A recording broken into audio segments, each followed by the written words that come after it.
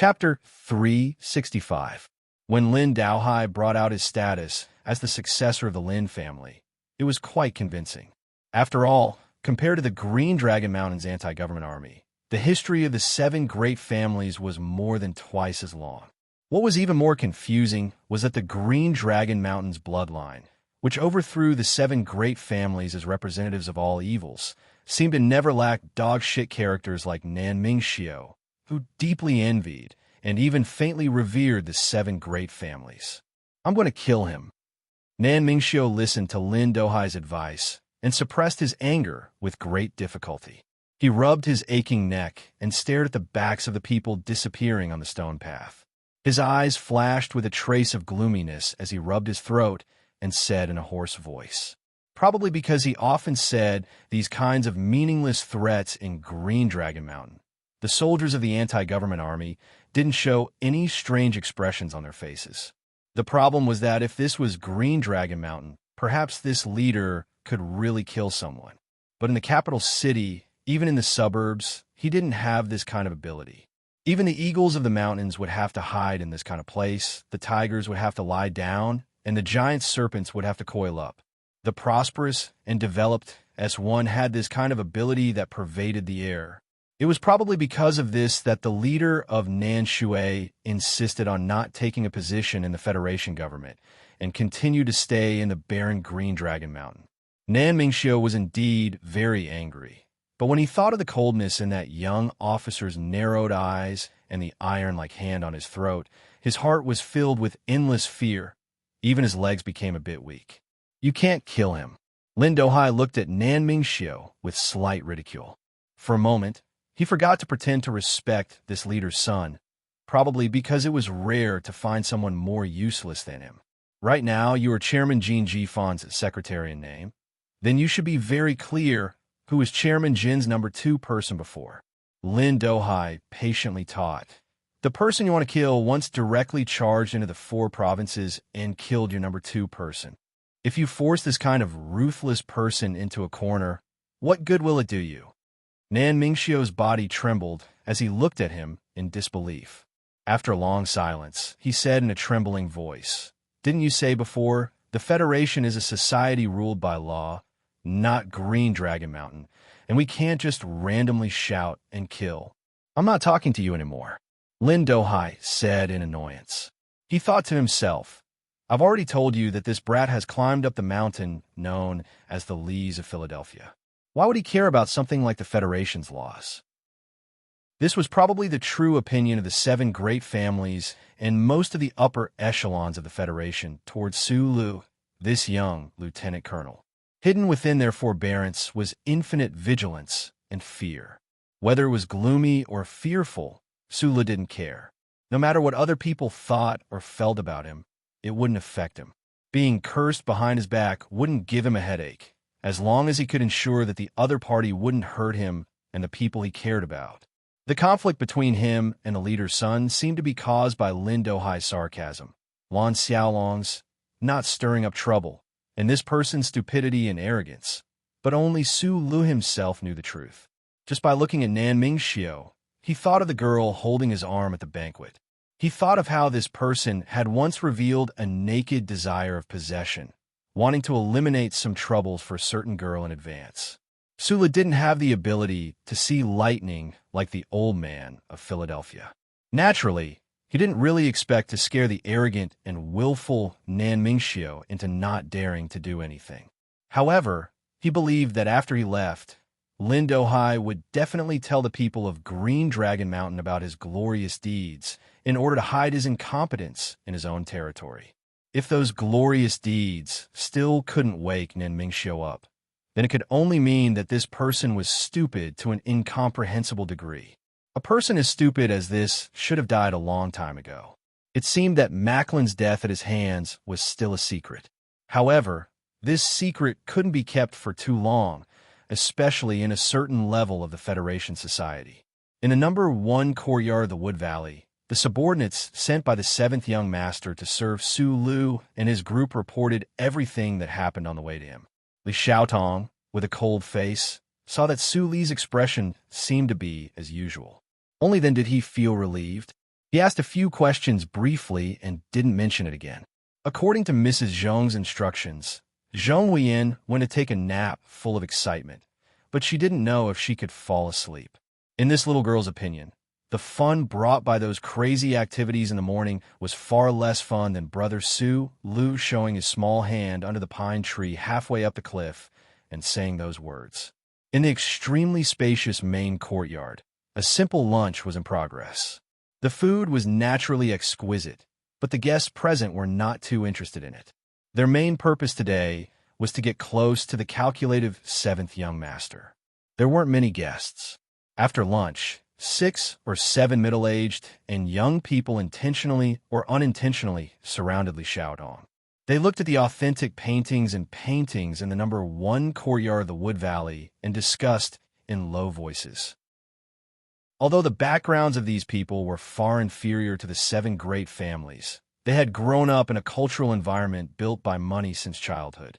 Their eyesight was not too bad, and their words were always exquisite. Li Xiaotong indifferently chatted with the guests, but from time to time, he glanced at Su Le in the corner of his eyes. When he found that guy was still seriously eating the yellow cake with caviar, he couldn't help but smile slightly.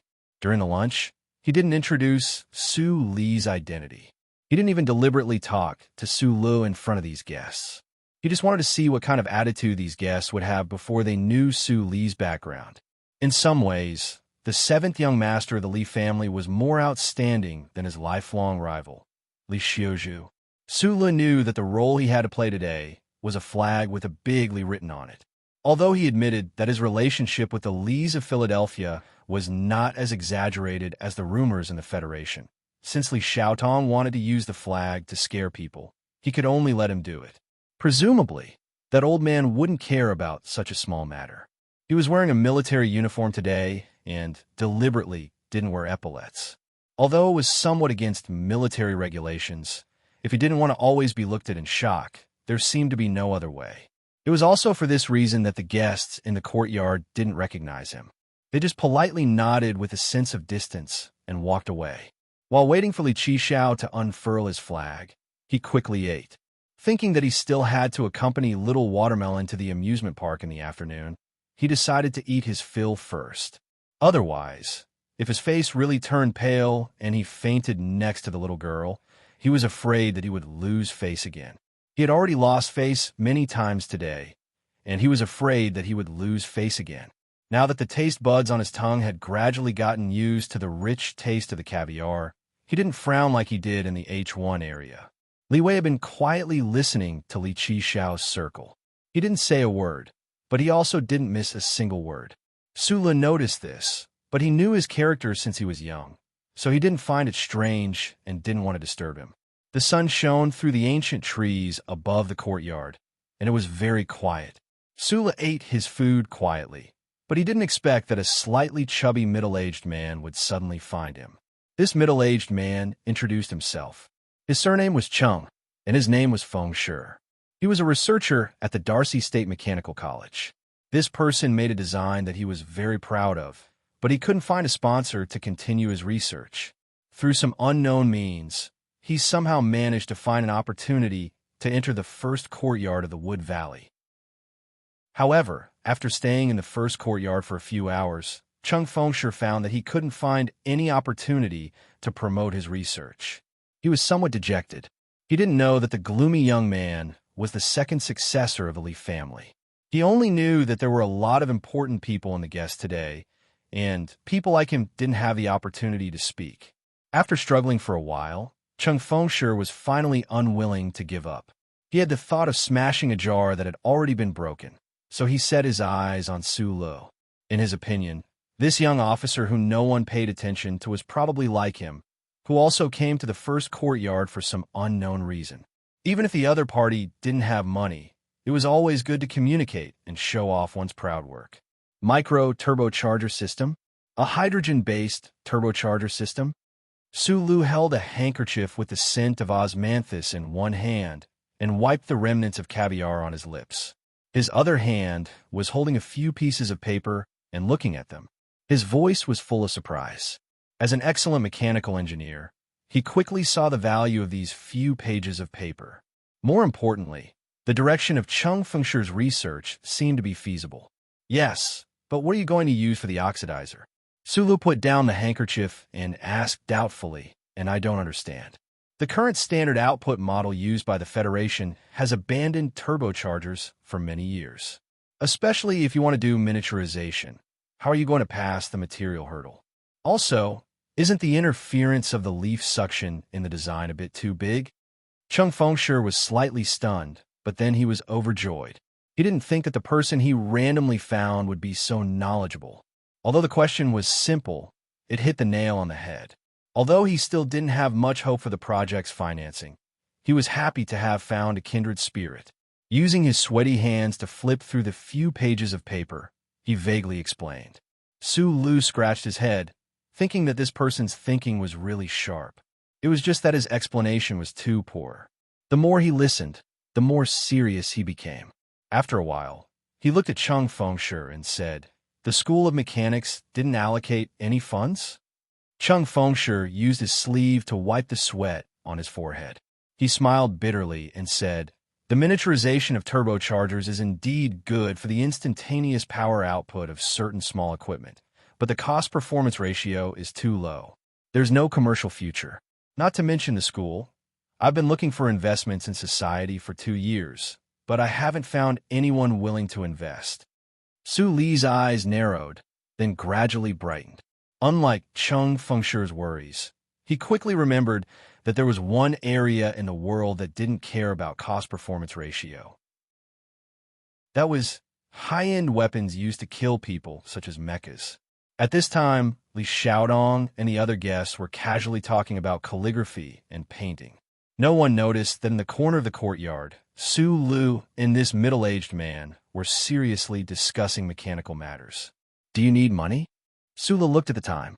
The little girl's afternoon nap should be ending soon, so he asked Chung Fengshe. Chung Fengshe nodded honestly and helplessly. "It's a lot of money."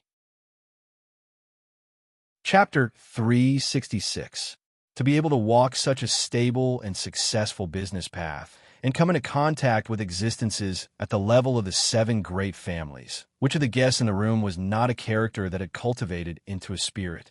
Suddenly hearing Li Xiaodong's name from the courtyard, everyone looked back. There were many different expressions on their faces. Some were shocked, some were frowning, and some were secretly pondering. Under all the different expressions, there was a common trace of pity. How many people dared to call the 7th young master by his name? Everyone understood that they had misjudged the young officer in the courtyard. Li Xiaotong slightly frowned, walked out of the room, and came to the courtyard that was full of sunlight and mottled shadows. He looked at the slightly chubby middle-aged man beside Su Lu and tilted his head, thinking that he did not seem to know this person. A subordinate leaned over and whispered a few words in his ear, and then he showed a look of understanding, because he was worried that Su Lu, this rock, would not be able to adapt to the atmosphere of today's gathering. He let his subordinates casually choose 2 researchers who were looking for investment. He thought that Su Lu was a genius engineer and would naturally have more in common with this kind of person. Li Xiaodong was very talented in investing money, but he really did not expect that mechanical engineering was actually divided into many categories. Looking at Su Lu standing beside the middle-aged man and flipping through a few pieces of paper, Li Xiaodong could not help but feel a trace of interest. Could it be that this middle-aged man had successfully convinced him? "What's the matter?" Li Xiaodong walked over. "I think this project is very interesting and worth investing some money." Sula looked at him and said, "Look at his materials first, but it's a bit messy. How can I not trust your judgment in this aspect?" Li Xiaotong said, "I won't understand even if you show it to me. Since you say it's interesting, then it really means it. How much do you want to invest?" Su Lu smiled, turned to Chung Fengshe and asked, "How much is the budget for your research?" Chung Fengshe nervously looked at Li Xiaotong, very nervously and apologetically extended 2 fingers, and said in a low voice, the initial, 200 million. Li Xiaodong was slightly stunned. He didn't expect that the investment would be so high at the beginning. It should be known that the funds he could freely use now were less than 1 billion. He couldn't help but look at Su Lu inquiringly. Looking at Li Xiaodong's inquiring eyes, Cheng Fengshi's confidence, which he thought was unreasonable, suddenly disappeared. In the past few years, there had always been investors who could see the prospects of this project, but at the same time, they could see that there was no way to do business, so they all coldly refused. Was it going to happen again today? To his surprise, after he reported a budget of 200 million with great difficulty, Su Lu lowered his head and thought for a while. Then, he shook his head and said, 200 million is not enough. We need at least 300 million. Su Lu had learned a lot from Professor Shun in the Husk Institute. He had also dabbled in the material science aspects of the database index tree. In addition to his experience in the Harbor City Industrial Park last year, Su Lu had some understanding of the process and the general budget of a research and development project. Such a miniaturized turbocharging project seemed to be very inconspicuous, but to overcome the obstacles in between, it was absolutely impossible to spend less money. From 200 million to 300 million, Li Xiaotong, who was originally hesitant, no longer hesitated. At least, it didn't show on his face at all. In just 0.2 seconds, he smiled and said, "Okay." This word was very simple. But the 6 guests who silently watched this scene under the stone steps of the courtyard felt very complicated. They watched calmly and steadily, and didn't rush to do or say anything at this time. They secretly planned for what would happen later, such as how to make up for the previous neglect, how to smile, and how to get to know each other without leaving a trace. Directly calling the 7th young master's name, and casually asking the 7th young master to pay 300 million. For them, 300 million wasn't a lot, and it wasn't scary. What was scary was the attitude the 7th young master showed through this matter. The 3 people whispered a few words, and Cheng Fengshi's face was full of excitement. As for whether they would use private funds to invest in the Darcy School of Mechanical Engineering or set up an independent research and development department, there would naturally be professionals to discuss with him. If there are any technical problems, I'll introduce someone to you. I believe her practical experience in this area will inspire you. Su Lu thought for a bit, wrote down Shang Qiu's contact information on a piece of paper, and handed it over. When he was about to say something, the phone in his military uniform started to vibrate. When he took out his phone, his expression suddenly became a bit weird. His fingers that pressed the call button were a bit stiff. When he heard the voice from the phone, he nodded his head. Silence reigned in the serene and elegant courtyard. Li Xiaotong frowned. He knew very well that although Su Lu was a kind person, he was definitely not docile. He didn't know who was on the other end of the phone, but he was actually able to turn him into a nodding bug. Seeing Su Lu take the phone and walk out of the courtyard, the guests in the courtyard were all guessing the identity of this officer. Occasionally, some people would think of a person that the federal military had been purposely cultivating recently, but because there had never been any rumors of that person being close to the Li family, they didn't dare to confirm. Only Cheng Fengshi's attention was all on that piece of paper. He didn't notice Su Lu leaving at all. He stared blankly at the 2 words Shang Qiu and the extremely detailed personal contact information. He couldn't believe his eyes. Shang Qiu? The first-level technical supervisor of the Nutshell Engineering Department. The genius who designed the MX Mecha? Then, could this officer be that other person? When he thought of this, he was so shocked that he didn't have time to feel respect, but he was already in awe. The air in the courtyard was filled with an undercurrent of speculation and shock. The 7th young master of the Li family smiled slightly, and the dark aura around him faded slightly. He looked at the guests and said, "Don't be curious as to why I value his opinion so much. He can even set the standards for the MX Mecha. Within the Federation, there are probably not many people who don't believe in his judgment. If you don't believe me, you can ask Li Wei. They're good friends," Li Xiaodong added lightly at the end. His words confirmed Cheng Fengshi's shock and the disbelief of the crowd. Li Wei, who had been standing silently outside the circle, smiled somewhat embarrassedly at Li Xiaodong. He knew that the other was helping him, but until now, he still hadn't gotten used to the fact that Su Lu had become some sort of influence that could be borrowed. Outside the courtyard, some things always need to be done more professionally. You are a person who keeps his promises, and to carry out your promises, you need to be more careful, cautious, and persevering. The calm voice of the Federation's Minister of Defense, Zhou Yingxing, came from the other end of the phone. There was no purposeful so-called power in his voice, just like a scholar speaking slowly. Su Lu lowered his head and acknowledged. Although his relationship with the Zhou family had become extremely close, it was rare for him to receive a call from Minister Zhou. Minister Zhou's words on the phone were very subtle, but he understood that the so-called focus, attention, and caution referred to everything related to taking the blame. Because of some sort of tacit agreement in the rain at the Milky Way Public Cemetery, this big boss of the West Mountain Courtyard had already taken the blame for Su Lu many times in private. During the scene at the Four Prefectures Peace and Reconstruction Charity Banquet, although the people who met on the balcony were ex-lovers, since Su Lu was already a scapegoat, his appearance would always make the Minister of Defense lose a lot of face. After all, he was nominally Zhou Liuhua's father. At this time, the sun was moving west, but it was far from dusk. Zhou Yingxing's phone call wasn't an accusation, but to Su Lu, it was a very serious reminder. Under such circumstances, he could only nod and agree. After the phone call, Su Lu sighed softly. Suddenly, he thought of the shout in the courtyard and suddenly fell silent. That subconscious shout was to help Li Xiaotong raise the flag. But was it not because he was intoxicated with the feeling of relying on the Li family to become a big shot in the end? It was like that at the banquet, and it was also like that today in the Wood Valley, and this seemed to be a very bad trend. In the silence, in the autumn forest burning under the sun, a girl quietly appeared. This girl had a head of thick black hair, slightly curled up at the ends of the hair over her ears. Paired with a pair of quiet and gentle eyes, she was very beautiful. Su Lu was slightly startled and bowed his head to greet the other party.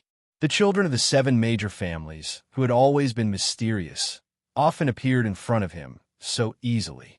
On second thought, the relationship between the Nan family and the Lin family was not shallow, and the Wood Valley Manor itself was a place for these families to socialize, so he felt relieved.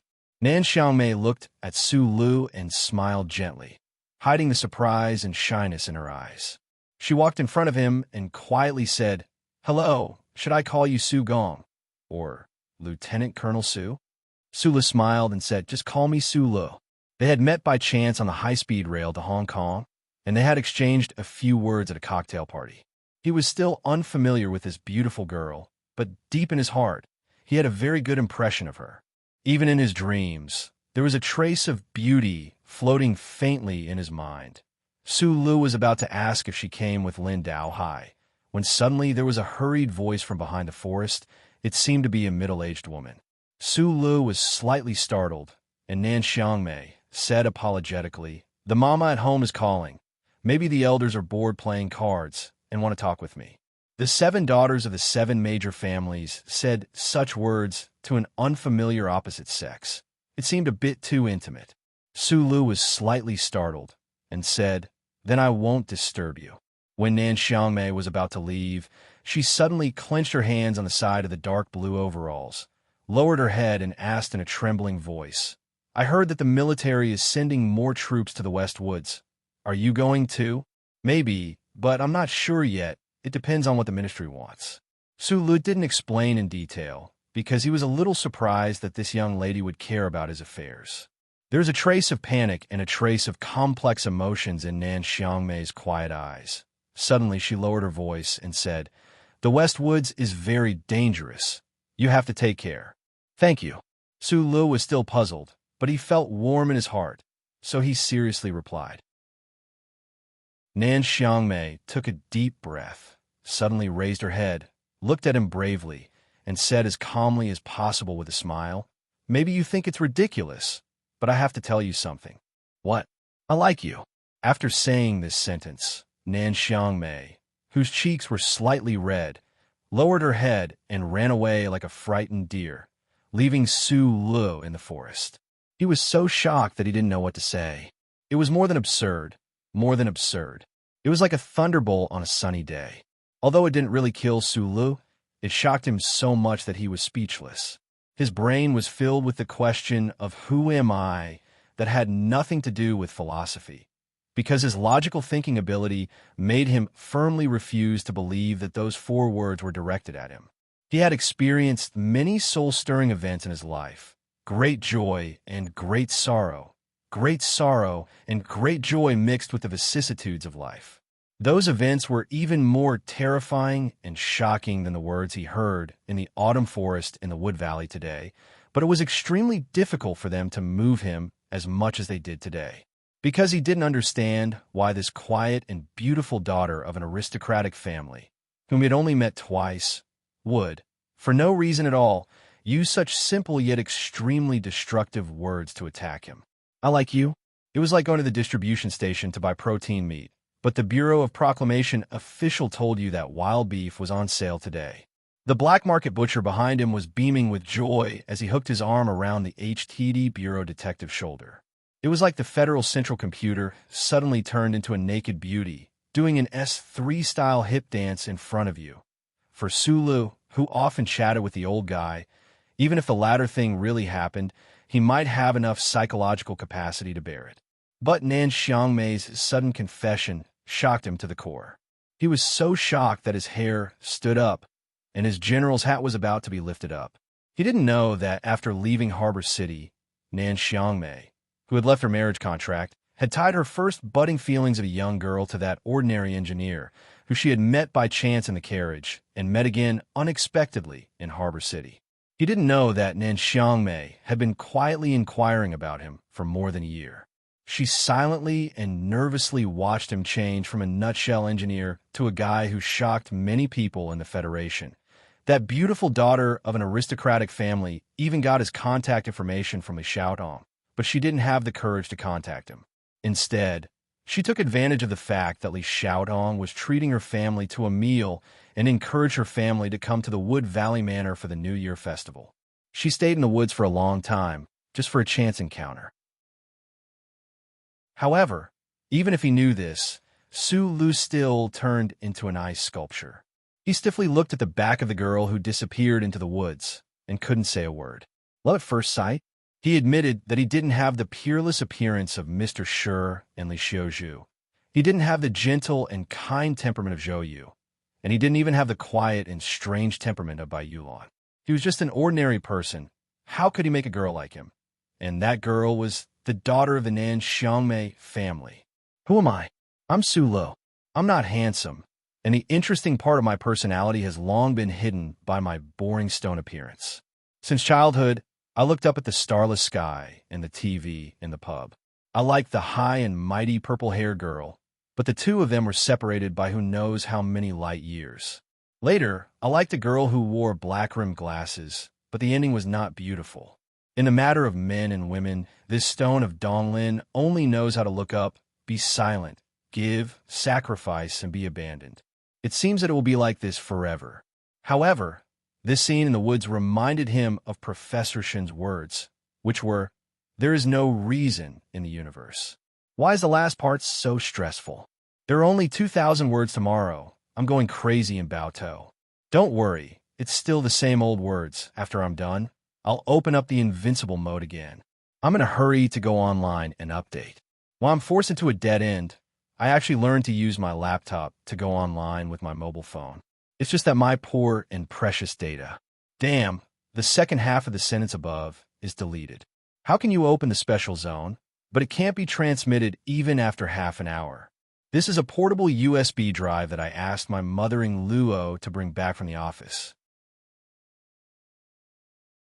Chapter 367. Relationships were just like quantum physics. There was no universal truth that could be applied to all things in the world. If there's a real reason for liking or not liking, a mother-in-law doesn't need a wooden stick to break up a couple. Just a computer is enough. The famous Federation's broken family member, Lin Banshan, boarded the high-speed train halfway and broke the marriage alliance between the Lin family and the Nan family. From that moment on, Nan Xiangmei, who had no choice but to accept everything arranged by her family, was like a goldfish in a broken fish tank, a fledgling in a broken net. She suddenly found that she had obtained a rare freedom and saw the possibility of a blue sea and a blue sky under the girl's beautiful and quiet face, who knows how many waves were raised. At that time, a hole was opened in her pink heart, but there was no one to fill it. At that time, Sulu sat next to her and gave her a very good first impression. This kind of good impression was also false. It was just sincere and honest. However, just like a newborn baby beast, it was used to recognizing the first person it saw as its closest parent. When a young girl was allowed to freely fall in love for the first time, the first man she saw that she had a good impression of would naturally leave a very deep impression on her.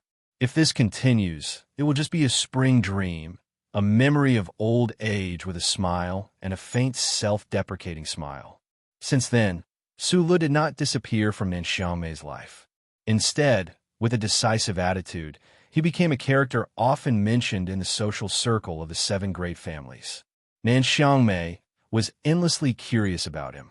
How could such a small character with no background make so many people of the Li family, Lin family, and Nan family unable to forget?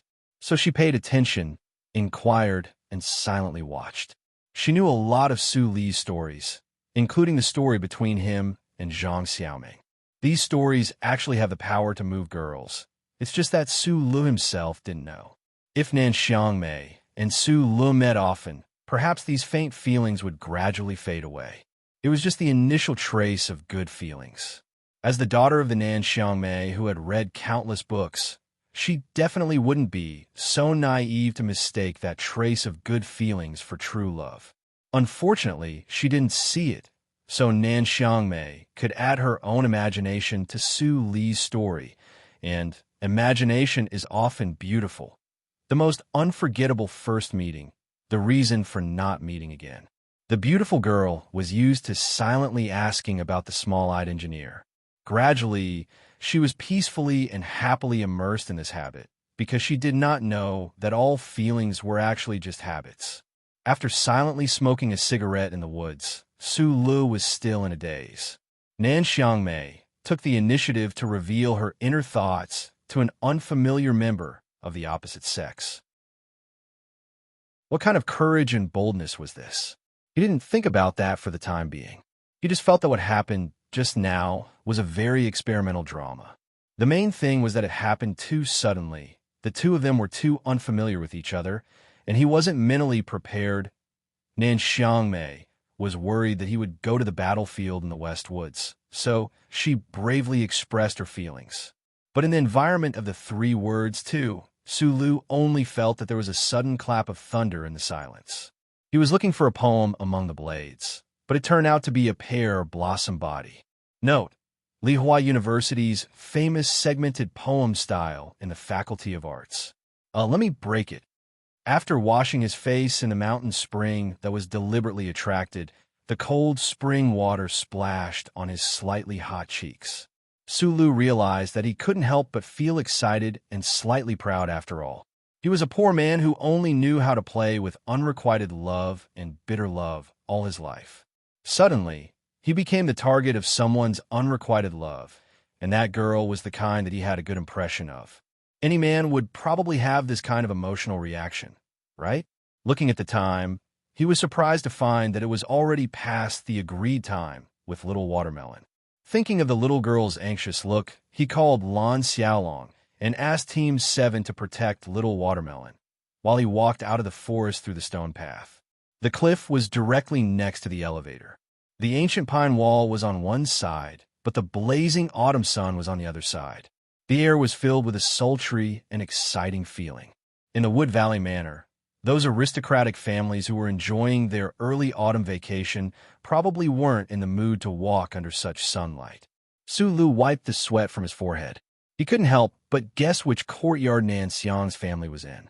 Out of the corner of his eye, he noticed a staff member in a black uniform by the cliff elevator. His body stiffened slightly. Under such a scorching sun, the staff member was still wearing a hat with a front brim. The shadow of the brim covered his face by about 80%, so his face couldn't be seen clearly. The key problem that made Su Lu squint silently was that when he walked out of the screen wall, the staff member's right shoulder clearly moved slightly. Then, he stayed as still as before and stood silently by the console. In such a dry and hot environment, If the staff member had remained motionless, Sulu would only sigh that the service staff trained by the aristocratic families were indeed of high quality. However, the staff member had been standing still as before. Yet, at the moment when Sulu came out, his right shoulder moved slightly. Although this slight movement was subtle, it couldn't escape Suli's sharp eyes. He looked down from the corner of his eye and found that the staff member was respectfully standing with his hands behind his back. So, he couldn't be sure if the staff member was holding anything in his hand, such as a gun. Sulu wasn't paranoid. Logically speaking, in a place like Wood Valley, it was absolutely impossible to assassinate someone. However, he was a person who paid great attention to details. Once all the details couldn't be calculated clearly, they would turn into intuition. He intuitively felt that there was something wrong with this person. If there was something wrong with this staff member hiding in the dark, then what was the problem? Obviously, he wasn't here to kill him. Sulu thought silently, but the burning power in his body had begun to quietly pour into his body. According to the original plan, he and Little Watermelon should have taken this elevator to the amusement park at the foot of the mountain. Could it be that the staff member wanted to deal with the Zhang family? Seeing that he was here alone, he gave up on the attack at the last minute. It's really hot today. Sulu shook his head and walked towards the staff member. At such a close distance, if the staff member was really a professional assassin, he had no confidence that he could dodge a shot. However, Little Watermelon was about to arrive. However, the staff member's style of doing things was extremely clean and efficient, to the point that it was chilling. When he found that Sulu was walking towards him, he didn't casually exchange a few words with Sulu as most people would expect. Instead, he directly took out his hand from behind his back. Unsurprisingly, a pistol appeared in his wide bronze palm. It was a silver-black, large-caliber, single-shot pistol that looked extremely cold. Chapter 368. The gunman's action of raising the gun was very natural and smooth. It was even very beautiful, as if he had practiced it countless times. People who saw this scene would even completely ignore what he was holding in his hand. The crisp and slightly rough gunshot rang out under the blazing hot afternoon under the ancient pine trees on the cliff. A high-speed bullet shot out of the black barrel coldly towards Suli's chest. Sulu was not shocked by the gunman's posture when he pulled out the gun, because he did not see it at all. When the gunman's right shoulder moved, the muscles on his left leg instantly entangled like silk and burst out with a great force. It shook his body to the right and fiercely rushed towards the gunman's body. On the cliff, on the ancient pine trees, and on the screen wall, the small-eyed man was like a gray dragon. His body trembled slightly, and in the blink of an eye, he had already rushed 3 meters. As long as Sulu was close to the body, there were not many people in this universe who could effectively counterattack. This was a fact that had been proven by countless iron-blooded facts. It was very obvious that the assassin disguised as a staff member of the Lin family also knew this very well. So when the gunshot rang out, it was 3 consecutive shots. The first bullet brushed past the tiger-like Suli's body and shot into the screen wall with a whoosh. The gunman's wrist turned slightly between breaths, and he fired 2 shots in succession with great precision and great prediction. The invisible trajectory of the bullets in the air was like an extremely precise network that sealed the space in front of the gunman. The gunman's heart, eyes, and eyes cooperated with each other without any need for time. It was completely based on some kind of instinct formed by countless aiming shots. In just an instant, 3 shots were fired consecutively. Where the gunman's eyes aimed, the whistling bullets dragged the shadow of death as they shot towards the target. This kind of marksmanship was very good, very good. It had already reached a certain level, a level that made people want to slap the table and praise it. Since childhood, Sulu had been practicing those 10 postures tirelessly day and night. That was why he was able to turn the skills that the uncle taught him into an instinct of his body. When facing a strong opponent, he didn't need to think, and he could let his body instinctively choose the most suitable way to deal with the opponent, as well as the sharpest attack method and angle. This person was the same, but he used a gun. The situation was very dangerous. No matter how fast Su Li's movements were, even if he was about to turn into an afterimage, he was still not as fast as the shifting of his gaze. This was the so-called a glance of 10,000 miles. What was terrifying was that this assassin was able to display this ability through his powerful spear skills. No matter how strong he was, after the muscles in his body were bundled together, his resistance was as hard as a rock. However, he could not resist the bullets fired from such a large caliber pistol. He was walking on the road to becoming the best machine, but he could never really become an ice-cold alloy machine. 3 clear and continuous gunshots rang out at the same time, one shot into the wood, one shot into the sky. The sound was like the blood cry of cold bird. The sound was heart-wrenching and tear-jerking. The last bullet seemed to be fired in a scattered manner, but it was the most sinister and terrifying. Sula let out a muffled groan.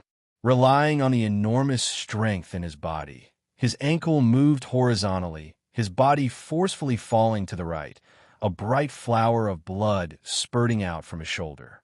His knee fiercely smashed into the ground, and a burst of heart-wrenching pain suppressed the pain in his shoulder. Su Li's face suddenly paled, and his eyes suddenly lit up, before the pain could completely appear in his brain, and while the flower of blood was still spurting out from his shoulder, he once again rushed up. The seemingly thin, young officer's body actually contained a terrifying amount of strength. There was a burst of extremely strange, high-frequency trembling, and the military uniform on his body rustled. In the time it took for a spark to fly off a piece of flint, he used the vibration between his knee and the hard mountain rock to bounce up and once again pounce toward the gunman.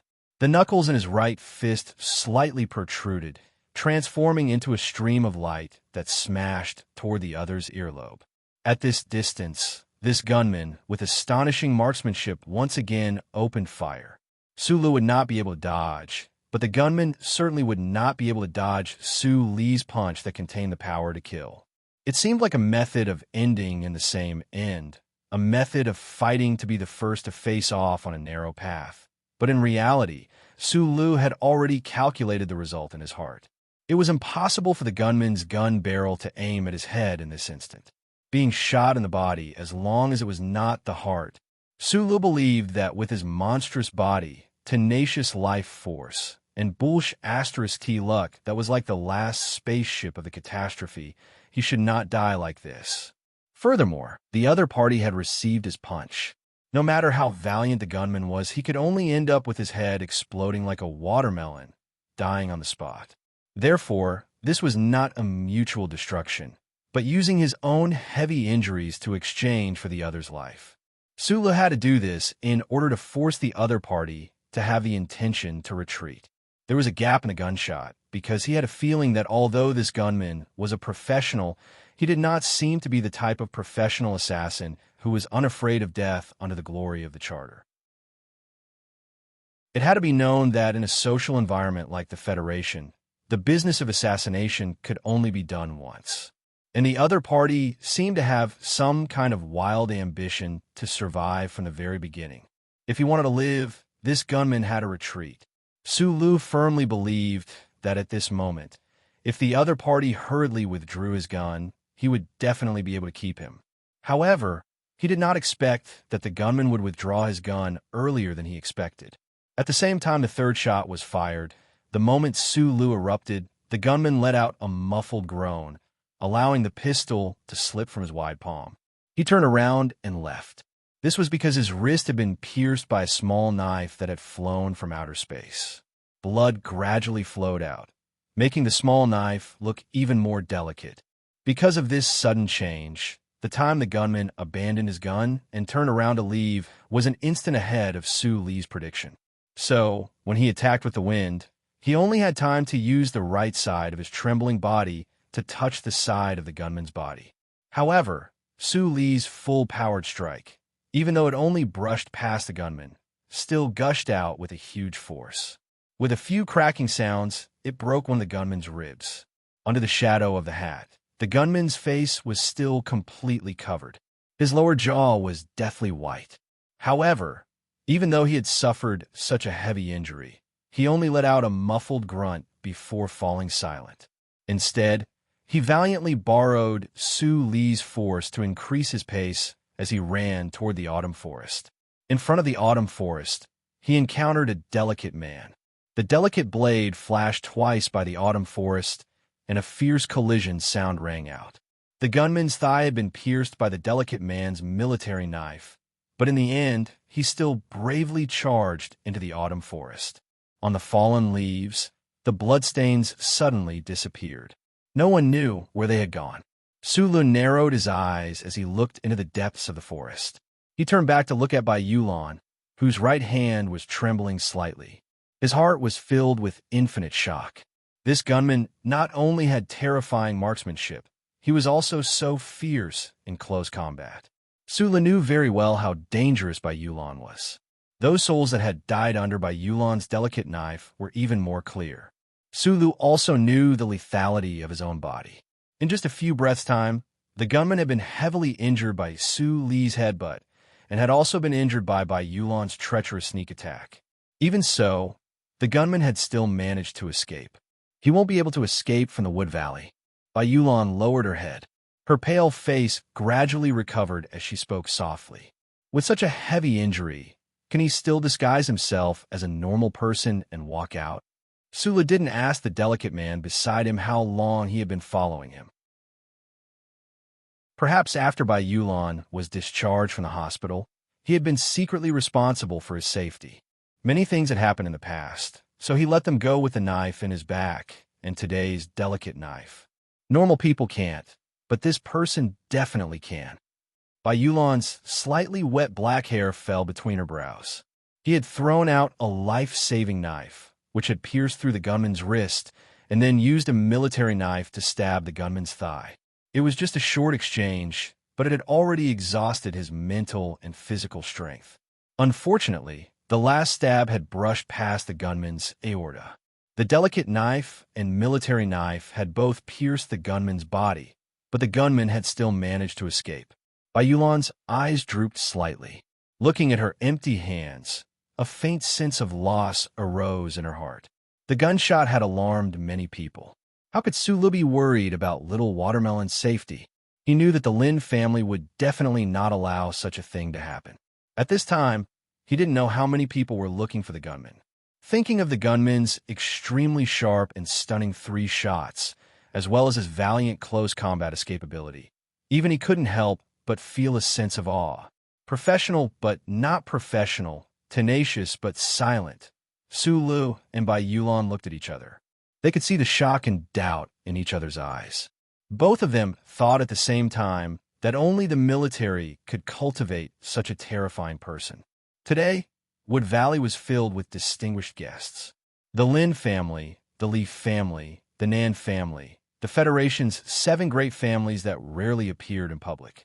3 of them had actually chosen this place as their first choice for a holiday. It was precisely because of this that even though there was a shocking shooting in a manor, there was still no police report. The people in the 3 courtyards waited silently and calmly. The Lin family security team, on the other hand, began to search the entire manor with ashen faces. Who dares to kill you? Who can hurt you? Li Xiaodong's gloomy face had already turned into shock. He stared at the wound on Su Li's shoulder and said in a deep voice, "Today, Su Lu was personally chosen by the old man, and the federal military focused on training him. Although he had a close relationship with the old man, if something happened to Su Lu today, it would be very difficult for him to explain to the Federation." The men from Group 7 had the same expression as him. They had directly received the military order from the Ministry of Defense to protect Su Lu. In the end, Su Lu had been shot right under their noses and had almost been in big trouble. That is an amazing master. Not only is his marksmanship good, but his skills are also very good. Su Lu was very serious and did not exaggerate his evaluation of the gunman. Hearing the words marksmanship good, Xiong Linquan narrowed his eyes and revealed a trace of coldness. However, because of the words of the delicate man behind him, it turned into shock. Bai Yulan, who was leaning against the wall, whispered softly, That person's marksmanship is much better than Xiongzi's. Sulu glanced at Brother Zeng, who had finally appeared behind Li Xiaotong, and said, that person's close combat skills should be only a little worse than Brother Zeng's. Li Xiaotong's expression finally changed. He said faintly, the Federation strictly controls firearms. Although there are definitely some on the black market, generally, people on the black market are not willing to sell to killers. The killers in the Federation are all one-off transactions. Therefore, they're not willing to let the government investigate them. I think that the gun you got should be from the front line of the Westwoods. It might even be an Empire product. Don't expect to find anything like this. If he really can escape from Wood Valley at this time, unless we immediately apply to the Bureau of Proclamation, no one will be able to find a mastermind if he escapes to Bermuda. Chapter 369. Sulu was sitting on a flatbed that was half the height of a person. At this moment, when he raised his head, his previously silent and slightly shaken body suddenly straightened up. He opened his eyes. Although he was not sleepy, he did not have much energy, so he directly came to a conclusion. However, his normal tone of voice made the people around him unable to raise too many doubts. He tapped the ash on the black stone ashtray beside him. He used 2 fingers to hold the slightly hot cigarette and took a deep puff. Li Xiaodong naturally smoked the best quality tobacco to entertain him. However, when he was thinking, he still habitually smoked a blue box of brand 37 cigarettes. It was easy to go from frugality to extravagance, and, for him, it was not difficult to go from extravagance to frugality. After all, as an orphan who did not have much experience with extravagance during his childhood, Sulu was still more used to the slightly dry and coarse taste of brand 37 cigarettes. This might have something to do with his love for the past to a certain extent. Brand 37 cigarettes were neither expensive nor cheap. The price was moderate. If an engineer held a cigarette in his hand and stared at the design blueprint on the workbench, people would feel that it was very natural and very compatible. However, if the youngest lieutenant colonel in the Federation held a cigarette and acted like he was thinking, people would easily feel that this person was too pretentious. Not to mention the allowance from the Ministry of Defense, the benefits of the military would make any lieutenant colonel feel that smoking this kind of cigarette was very degrading. However, Sulu just sipped and smoked like this, just like how he smoked and chatted with Shi Qinghai behind the Iron Gate of Yue University 3 years ago. It was very natural, just like how he gave his own judgment without any reason at this moment. He sat cross-legged on the bed like a Bermuda specialty charlatan, but it was hard for people to feel suspicious or shocked. He's in the 6th courtyard. He's preparing to sneak out with the people inside. Sula narrowed his eyes and whispered in the smoke-filled room, which made the atmosphere around him even weirder. Only he knew where his confidence came from. The Federation government probably would not apply to the Bureau of Proclamation any faster than he did now. During the moment when he closed his eyes and meditated, he had already confirmed the identity of the gunman through the old guy in the Bureau of Proclamation and started to track that person's location in real time. At this moment, he was not talking about the old man in Philadelphia, but Sulu. With the full cooperation of the Federal Central Computer, no matter how powerful the person was, he would not be able to escape from his eyes. Lin Dohai and the people from Green Dragon Mountain are in that courtyard. Li Xiaodong's face was a little gloomy as he reminded him. Sulu stubbed out the cigarette in the cold stone ashtray, nodded, got up, and walked out of the courtyard. Bai Yulan lowered her head and followed closely behind him, followed by the gloomy men in the 7th courtyard. The young lady of the Zhong family, who had no choice but to stop the tour, was obviously more mature than the average young girl. She did not yell or make a scene, but carefully observed the strange expressions of Su Lu and the adults. She quietly held the slightly old doll in her arms and followed behind the crowd. Su Lu was worried that leaving her in the 1st courtyard would give some people an opportunity to take advantage of her. So he simply took her with him and gave the men in the 7th courtyard a death order. He was not worried about the little girl's safety. Instead, when he walked in the gloomy forest in the afternoon, he thought of the Prime Minister Nan's family, who was also on vacation in the Wood Valley Manor, and a beautiful and shy girl. You mean to say that the gunman is among the people behind me? Lin Do-hai, who was wearing a light brown hemp suit, frowned deeply. He wanted to show a trace of depth that didn't match his shrewdness. He looked at Su Lu, who was in front of him, and said mockingly, "What a stupid judgment. Wood Valley is the property of the Lin family. I admit that I hate you, and, young master, Nin must not have a good impression of you either. But I will not do such a thing in this courtyard." Lin Do-hai slightly raised his chin and said disdainfully, "We just had a conflict at noon. Do you think I will be stupid enough to immediately send someone to kill you? It is obvious that someone wants to take this opportunity to stir up trouble. As an engineer, can you please use your brain more? Other than mechanical things, you should also learn a little bit of the ways of the world." Lin Do-hai's explanation was very reasonable. Although the children of the 7 great families were arrogant and stupid, the education they received since childhood prevented them from doing such stupid things that would only bring endless trouble to their families. Su Lu lowered his head and listened quietly. He did not say anything to refute. He did not even look at the bodyguards behind Lin Do-hai and Nan Mingxiu, because he was sure that the powerful gunman was there among the security team of the Lin family. Also, for safety, he did not look at the gunman. He glanced at him from the corner of his eyes, and his heart was filled with infinite shock. This person's ribs were broken by him, and he was stabbed twice by Bai Yulan. This person could still hold on until now.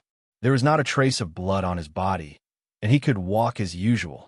He even tried to sneak out of the manor through the Lin family. This kind of determination and means was either extremely arrogant or extremely crazy. Because he did not know if the gunman still had a gun in his hand, Su Lu lowered his eyes and did not want to take the risk. But he also did not want to let such a dangerous person, who was determined to assassinate Little Watermelon, escape from under his nose. "Your people don't represent what you think," Li Xiaodong, who was cold all over, suddenly interrupted. "Do-hai, your analysis is very reasonable, but maybe some people are just like us, so they deliberately want to take advantage of this loophole." Regarding the fixed mindset, in the corner of the manor where the situation was very tense, there was no need to have too deep a discussion. But the sudden interruption of the 7th young master of the Li family was more worthy of everyone's consideration. Among the 7 families of the Federation, the Li and Lin families had always been on good terms. At this time, Li Xiaodong did not hesitate to stand on Su Li's side. To put it bluntly, this outstanding person who had always been seeking the inheritance of the Li family was also taking a big gamble. It was just to see how much he would get in the end. After the 7th young master of the Li family spoke, Lin Do-hai was slightly stunned. His face became extremely ugly, and he looked at him with a cold gaze. Then he immediately looked at Su Lu and said with a cold smile, "I have so many people on my side. Do you want to check them one by one? According to what you said, he was stabbed in the thigh by your people. Do you want all of us to take off our pants for you to see?" "Fuck! Do you want to take off my pants for you to see?" Lin Do-hai angrily cursed. "I didn't say I want to take off my pants." Su Lu lowered his head and looked at the tips of his military boots that were constantly stepping on the bumpy ground. He said, "But you have to give me time to check." Bai Yulan was behind him, blocking in front of Zhong Yan. The black hair on his forehead covered most of his cold eyes. He carefully checked the bodyguards for a long time, but still couldn't find who that person was. He didn't know where Su Li's confidence came from. Because he already had a plan in mind, Su Li didn't say the fact that the gunman's palm was injured. Out of the corner of his eyes, he looked at the security personnel wearing gray overalls behind Lin Do-hai. One of his hands pressed on the sound receiver in his ear. "Move out of the way. Master Nan, and I don't have time to play this game with you." Lin Do-hai lightly waved his finger. The security personnel of the Lin family and the special guards of Green Dragon Mountain prepared to open the way. Su Lu raised his head and looked at the armed personnel in front of him. His eyebrows gradually rose like flying knives. He said seriously, "I know you're inside. If I forcefully take care of you now, there are too many people here. There may be accidental injuries. If you just want to kill me, I may let you go with the others. Then I'll follow your shadow and kill you." In the quiet woods of the Wood Valley Manor, the people on the road heard this and suddenly felt a chill. Those who knew of Su Li's violent deeds such as Lin Dohai and Nan Mingxiu, felt a layer of ice form on their hearts. But the rest of the people heard the certainty and persistence in these words. Unless you kill me first. In the current Federation, it's too easy for me to kill someone.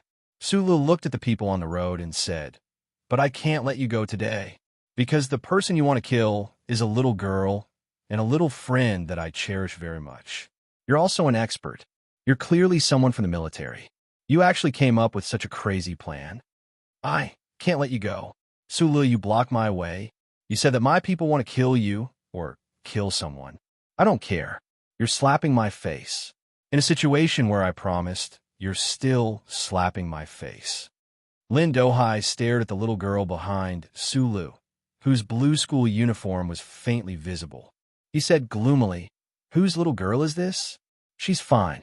Is she more important than the face of my Lin family and Green Dragon Mountain combined?" Speaking to this point, it was impossible for either side to back down. The security personnel of that side began to prepare to forcefully open up a path. The Federation strictly controlled firearms. Even the Lin family security personnel did not dare to brazenly carry guns. On Su Li's side, only Xiong Linquan carried a gun. Thus, facing the Green Dragon Mountain's special guards that gradually raised their gun muzzles.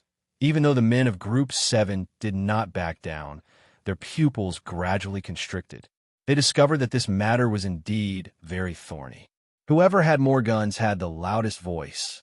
In the universe, in the political arena of the Federation, as well as in the countless small disturbances, this rule had always been coldly enforced. Lin Dohai, I promise you that this little girl's safety is definitely more important than the face of your family and Green Dragon Mountain's group of bumpkins added together.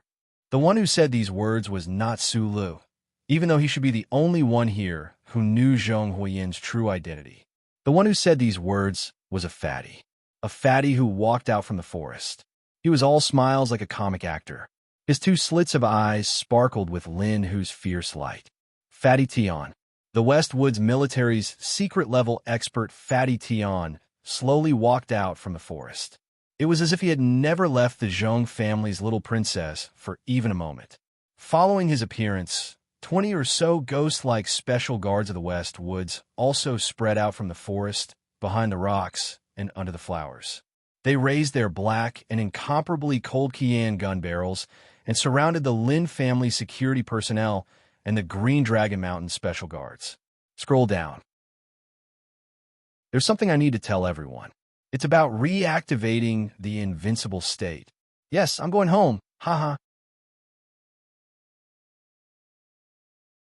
Chapter 370. It was another day and night on the road. Just as I was about to finish writing today's chapter, I was physically and mentally exhausted. I would like to have a good night's sleep and continue to activate invincibility tomorrow. Yep, everyone knows that for me, writing 3 chapters a day is already my invincibility. Of course, my invincibility is only the norm for others. I'm a loser. Humans can only compare with themselves. After a week, the monthly votes list was horrible to look at. Haha, that's to be expected. It doesn't matter if I write less. It's impossible for me to catch up, but the later chapters are going to explode. It seems that I can continue writing like this. However, thinking about it quietly, I can't lack the urge to work hard and the means to pressure myself. I have to continue working hard. That's because during the annual selection, everyone gave me a lot of face. I have to do the same. This is mainly because of my own professionalism. I'm very great. I need courage and murderous intent. I don't need to recover any statuses. As long as I work hard, there will be statuses. That's why I'm going to activate invincibility tomorrow. What about the monthly votes? Let's join in the fun and cheer for my hardworking statuses. Thinking of what Tomato did in the past, let's pretend to imitate him. For the next 24 hours, let's all throw in monthly votes to play. An extra 100 votes means I'll be invincible for one more day. It's 9:40 now. That means that by 9:40 tomorrow, if I get an extra 100 votes, I'll be invincible for one more day. Damn, this doesn't seem to be invincible at all. Anyway, if my comrades and brothers want to play, then let's play. If I get an extra few hundred votes, I promise to update 3 chapters for as many days as possible. Actually, I'm still quite short of the 180,000 votes I promised this month. All right, actually, whether you guys throw in votes or not, I'll make sure to update 3 chapters in a row. I'm very hardworking. Chapter 371. The Westwoods region was far beyond the Sea of Stars. Although the distance between the region and the capital ring was not further than that of the Eastwoods region, due to the existence of the Zhong family of Millennium and that tiger, the region had always appeared to be at odds with the federal government. The glory of the Charter, which was all over the universe, could ensure that the entire Federation would always be united, but it could not erase the most sinister speculations in people's hearts about the situation and the Federation's secret vigilance and displeasure toward the Westwoods people. The Capital Ring and the Westwoods had a history of friendship, gratitude, and resentment. This tradition was so old that no one trusted the other. Although the tiger in the Westwoods would never betray the Federation and fight against the glory of the Charter, the Federation government still felt a headache and anger toward the almost independent kingdom, the warlord that almost no one could control. This was President Sieg's private comment a few years ago. This was a historical tradition, and the Federation government was also following a historical tradition that was not very beautiful. Just like the dynasty era long ago, the heir of the Zhong family in the Westwoods must grow up in the capital ring. The government leaders could say that this arrangement was to let the heir of the Zhong family in the Westwoods receive the education of the Federation from a young age to cultivate a kind of spiritual quality that was close to the capital ring. The politicians could comfort themselves that this was a gentle and subtle influence, but deep down, everyone knew that this was just asking the Zhong family in the Westwoods to let a hostage in the capital ring. In the era of the democratic charter in the universe, the Federation government still had to use such a futile and boring method, which was a deep sorrow. Therefore, regarding this issue, there was no record of the meeting in the president's mansion, no words in the closed-door discussion on Parliament Hill, and nowhere in the media or on the internet. People just followed the historical tradition, respectfully and awkwardly accepted the fact that a little girl was taken away from her father to a distant hometown. 3 years ago, when Su Lu ran into Little Watermelon on the Antique Bell, it was the most important development of a hostage situation in the Federation's modern society. Faced with the will of the entire Federation, the Zhong family of the Westwoods could only silently accept this ancient tradition. The little princess of the Zhong family of the Westwoods, Zhong Huahua, played the role of a hostage in the capital ring that no one knew about. Of course, her life was never troubled. She enjoyed security measures and respect that her peers never enjoyed. To appease the tiger of the Zhong family of the Westwoods, the Federation even passed a secret special regulation. The relevant content of the special regulations was that in today's extremely strict gun control, the Federation government still allowed the Westwoods military to specially dispatch a special force to legally carry heavy firearms and act as the little princess's security force. At this moment, the armed soldiers who walked out from behind the trees, under the flowers, and beside the rocks in the Wood Valley Manor were precisely a squad of this small security force. Fatty Tian, who was full of smiles, cold, and somewhat arrogant, was the highest-ranking officer behind the scenes of this security minister. For them, Zhong Huiyan's safety was absolutely the most important. No matter who tried to hurt her, it was not allowed to happen. The federal government had given Green Dragon Mountain's representative team an extremely high level of courtesy, allowing Green Dragon Mountain's Special Guard Battalion soldiers to carry firearms. However, in front of the Silin Zhong family security forces that had obtained a secret clause, in front of those ice-cold Qian light machine gun barrels, their firepower immediately appeared somewhat shabby. The Green Dragon Mountain soldiers nervously surrounded Nan Mingxiu in the crowd. The barrels in their hands were slightly raised, and they did not confront the sudden appearance of these armed men. They were professional soldiers, but they maintained their posture of holding their guns at any time. They did not want to drag the situation into an even more tense situation when they were outnumbered. Lin Dohai's face was gloomy as he looked at the group of soldiers who had intruded on his property. Because of his anger, he lost some of his rationality and did not determine the identity of these soldiers. Just as he was about to explode, his sleeve was gently pulled by someone. Pulling one's sleeve was a very secretive and careful action, so it seemed a bit feminine. At this time, the person pulling Lin Dohai's sleeve was a strong man. His name was Kong Wu, and he was the personal bodyguard of the old master of the Lin family. For such a person to make such a feminine action, there must be a deep meaning behind it. Although Lin Dohai had always thought of this short and strong close combat expert as an old servant, he knew Kong Wu's eyes very well. He subconsciously felt a chill in his heart and shut his mouth.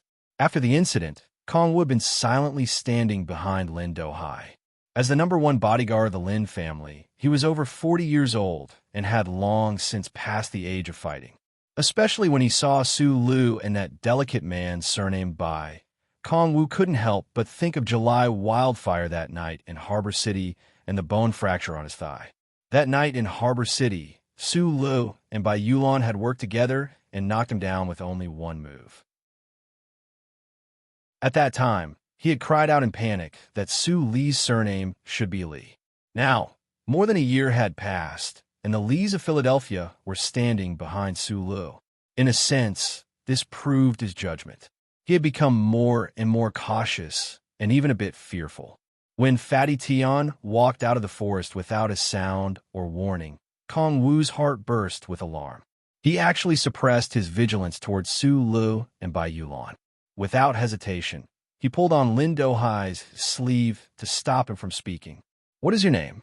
Kong Wu stared at Fatty Tian's somewhat familiar face and asked in a hoarse voice, "Have we met before?" "Kong Wu." Fatty Tian narrowed his eyes and walked into the crowd. He didn't care about the Green Dragon Mountain Special Guard Battalion soldiers who were pointing their guns at the ground. He looked at Kong Wu and said with a smile, "It's been 20 years since I left the body cultivation hall. I didn't expect to see an old man from back then." Kong Wu's short and stout body suddenly emitted a trace of coldness. From Fatty Tian's answer, he naturally thought of an apprentice he had seen in the body cultivation hall in Philadelphia. At first, everyone thought that this apprentice was harmless, but later found to be a great disaster. After confirming the identity of this fatty and these soldiers, Kong Wu didn't say anything else. He simply said, "You guys investigate." Lin Dohai's expression suddenly changed. Just as he was about to reprimand Kong Wu, he felt a burning sensation on his wrist. With a cold face, Kong Wu forcibly dragged his young master to the side and made way for Fatty Tian. At the same time, he gave Lin Dohai a cold look, expressing a strong warning. Fatty Tian was slightly startled, then immediately smiled amiably. He walked straight into the group of Lin family security personnel. He was as calm and relaxed as when he had first appeared. It was as if he had returned to his hometown and seen an old friend he hadn't seen in a long time. Su Lu, who was standing outside the crowd, had been quietly watching this scene. Even though he knew that the powerful gunman was right beside Fatty Tian, he didn't feel too worried about him. He didn't know why, but he always had endless confidence in Fatty Tian, this expert hidden in the West Woods military. But in order to show the way for Fatty Tian, he still tilted his head slightly and glanced at the Lin family security personnel wearing gray overalls with his right hand covering his earpiece. The Lin family security personnel wearing gray overalls was the extremely powerful gunman. As if he felt Su Li's gaze, he suddenly moved and rushed to the right at an incredible speed. There was a gap there. Whether it was Su Li's men or Fatty Tian's experienced Special Forces soldiers, none of them noticed the wetland where the spring was located. The gunman's reaction was so fast that no one present could react. Naturally, there was no chaos. However, he bumped into a wall of cotton. The wall of cotton was Fatty Tian's thick chest and abdomen. No one knew how Fatty Tian, who had been on the left, recognized the gunman's identity, and how he moved more than 5 meters in a flash to block the gunman's path of retreat. A cold light flashed in the gunman's right hand, and a sharp blade slid toward Fatty Tian's throat. The burned wound on his right palm finally burst open, and blood gushed out. Fatty Tian raised his left hand and slapped the gunman's wrist cleanly. The blade sank into the ground with a whoosh. A pistol appeared in the gunman's left hand at some point. However, before his finger could touch the cold trigger, his wrist was gently brushed by 3 fat fingers. The 3 fat fingers were extremely gentle, but also extremely terrifying. The gunman's wrist went numb, as if he had been electrocuted. He could no longer hold his most powerful gun. Puff, puff, puff, puff. There was a burst of dense noise, like countless sticks hitting a wall of cotton. Then, silence. The gunner's face was pale, and his appearance was ordinary. Blood kept flowing out of his pale lips. He looked at the chubby and amiable face in front of him and couldn't help but move the corners of his lips. He laughed self-deprecatingly and said in a hoarse voice, "Please do it." In the previous few seconds, the gunman had used all of his trump cards to fight for his life. However, the hateful and terrifying fat man in front of him only moved his hand and made all of his fierce attacks futile. Even the gun fell into the hands of the fat man.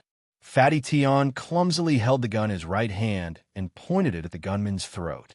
After hearing what was said, he thought in silence and then said, "Sulu." Suli's eyes widened. Although he couldn't believe it, he still took a step to the right and used his body to block Zhong Huiyin's curious gaze. There was a crisp sound, but it wasn't loud. Blood spurted out from the gunman's throat. His cervical vertebrae were shattered, and he fell down with a crack. Fatty Tian looked down at the corpse under him. His broad right hand clumsily held the gun, as if he was studying something. Everyone present had been shocked, speechless by this scene. In addition to being shocked that this fat man really dared to shoot and kill on the spot, they were even more shocked by the terrifying and almost ordinary super strength he had shown when he intercepted the gunman. Lin Dohai looked at Fatty Tian with a pale face. He finally guessed the identity of the other party. Only now did he know why Uncle Kong didn't even care about the difference in seniority and pulled him away. The 7th young master of the Li family looked at Fatty Tian, who walked past him and bowed slightly. He asked very politely, "May I ask if you are Colonel Tian Da Chong?" Chapter 372. In the villa in Xixia State, Su Lu once heard Mrs. Zhong mention the past. Fatty Tian was stripped of his military rank because he beat Du Shaoqing, the rising star of the military at that time, into a snowboard demon, leaving a very dark record in his file. Fatty Tian was promoted to colonel at the age of 33 because of his military exploits, but because of the problems in his file, he had no hope of attaching a general star on his shoulder in this lifetime, so he was dejectedly discharged. So when he heard Li Xiaodong call him Colonel Tian, he knew that the 7th young master didn't mistake him for someone else, but he had a strange feeling in his heart. Colonel Tian? The combination of this name and military rank really made people feel a little uncomfortable. What made him feel strange was Li Xiaodong's respectful attitude at this time, and Lin Dohai's silent performance not far away. With the influence and status of the 7 major families in the Federation, a retired colonel definitely couldn't make Li Xiaodong so respectful. Fatty Tian killed that gunman on the spot. Although everyone saw that it was the gunman who took out the gun first, that gunman was after all a security member of the Lin family. Lin Dohai, who was always stupid, presumptuous, and arrogant, actually became so honest. Was it because of Fatty Tian? "I'm Tian to Tian. What can I do for you, 7th young master?" Fatty Tian looked at Li Xiaodong with a smile, his hand still clumsily holding the gun that had just killed someone, but his smile was full of enthusiasm and friendliness. Li Xiaodong couldn't forget that this person had just killed a powerful gunman, so he felt a chill in his heart and said with a bitter smile, "Don't tease me, Colonel Tian. I just want to say hello to you." After saying this, Li Xiaodong hurriedly stepped aside. Fatty Tian didn't mind and walked over with a smile on his face. At this time, there was a middle-aged housekeeper at the periphery of the crowd. She gently greeted Fatty Tian and said, "Colonel Tian, the elders of the family want to invite you over for a chat."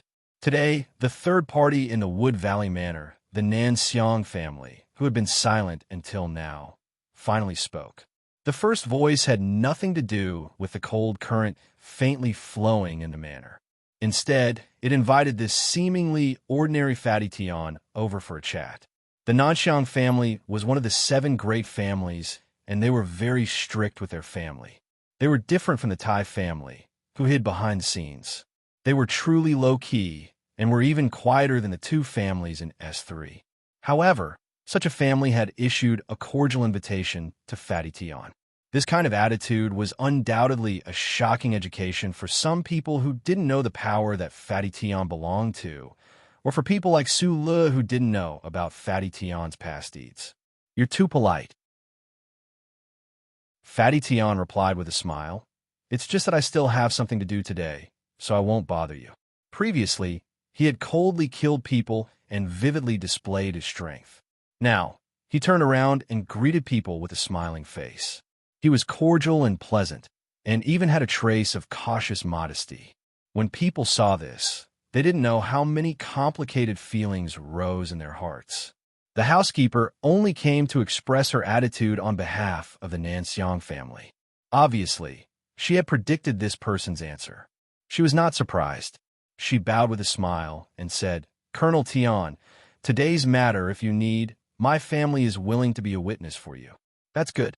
Thank you, Madame Nanxiang." Fatty Tian's cordial face contained a trace of complicated emotions. He didn't know how he could conclude that the Nanxiang family who came to the Wood Valley to celebrate the early autumn festival today was Madame. Sulu, who was about to turn and leave, silently watched Fatty Tian and the Nanxiang family's person talk cordially. In the end, he couldn't hold back the question in his heart. He asked the Xiaotong, "You all know Fatty Tian?" Back then, he was the first general under the Tiger of the West Woods. Although he is no longer on the stage, and we have never seen him, we must remember his name. Li Xiaodong looked at Fatty Tian's broad back and said, "But we respect him and fear him. He has little to do with the West Woods. Tian de Bang is the predecessor of Yu and Lin Banshan. He was the most unruly person in the Federation back then. I heard from the elders of my family that when Tian de Bang was young, he had pretended to be an apprentice of 14 cultivation halls in Feiqing City, and then picked 14 of them." Li Xiaotong smiled bitterly and said, "If it wasn't for the Li family in Feiqing City, I really don't know how big of a disturbance he would have caused." Later, he joined the army and caused a lot of trouble in the front line. Fortunately, the Tiger of the West Woods was able to suppress him. Hearing the words cultivation hall, Su Lun naturally thought of Fatty Tian's suggestion on the ancient Bell spaceship 3 years ago. But at this moment, he was thinking more about how the young Fatty Tian could actually be so crazy under the eyes of the old master in Feiqing City. He was really an extraordinary person, but he didn't know if he was also a fatty when he was young. There are many stories about Tian de Bang, but since you were so close to the Zhong family in the West Woods, and even the little fireworks princess calls you brother, you can ask this kind of thing yourself. Li Qixiao's tone had a trace of displeasure as he spoke. Until now, he was sure that the little girl brought by Su Lu was the untouchable little princess of the Zhong family in the West Woods. When he thought that Su Lu had such a close relationship with the Zhong family in the West Woods, he couldn't help but feel a little dissatisfied. But this dissatisfaction was still limited to the category of friends. At this moment, he was lamenting about Su Li's luck. The Li family, the Tai family, the Zhong family. This kind of luck should be considered heaven-defying in the Federation.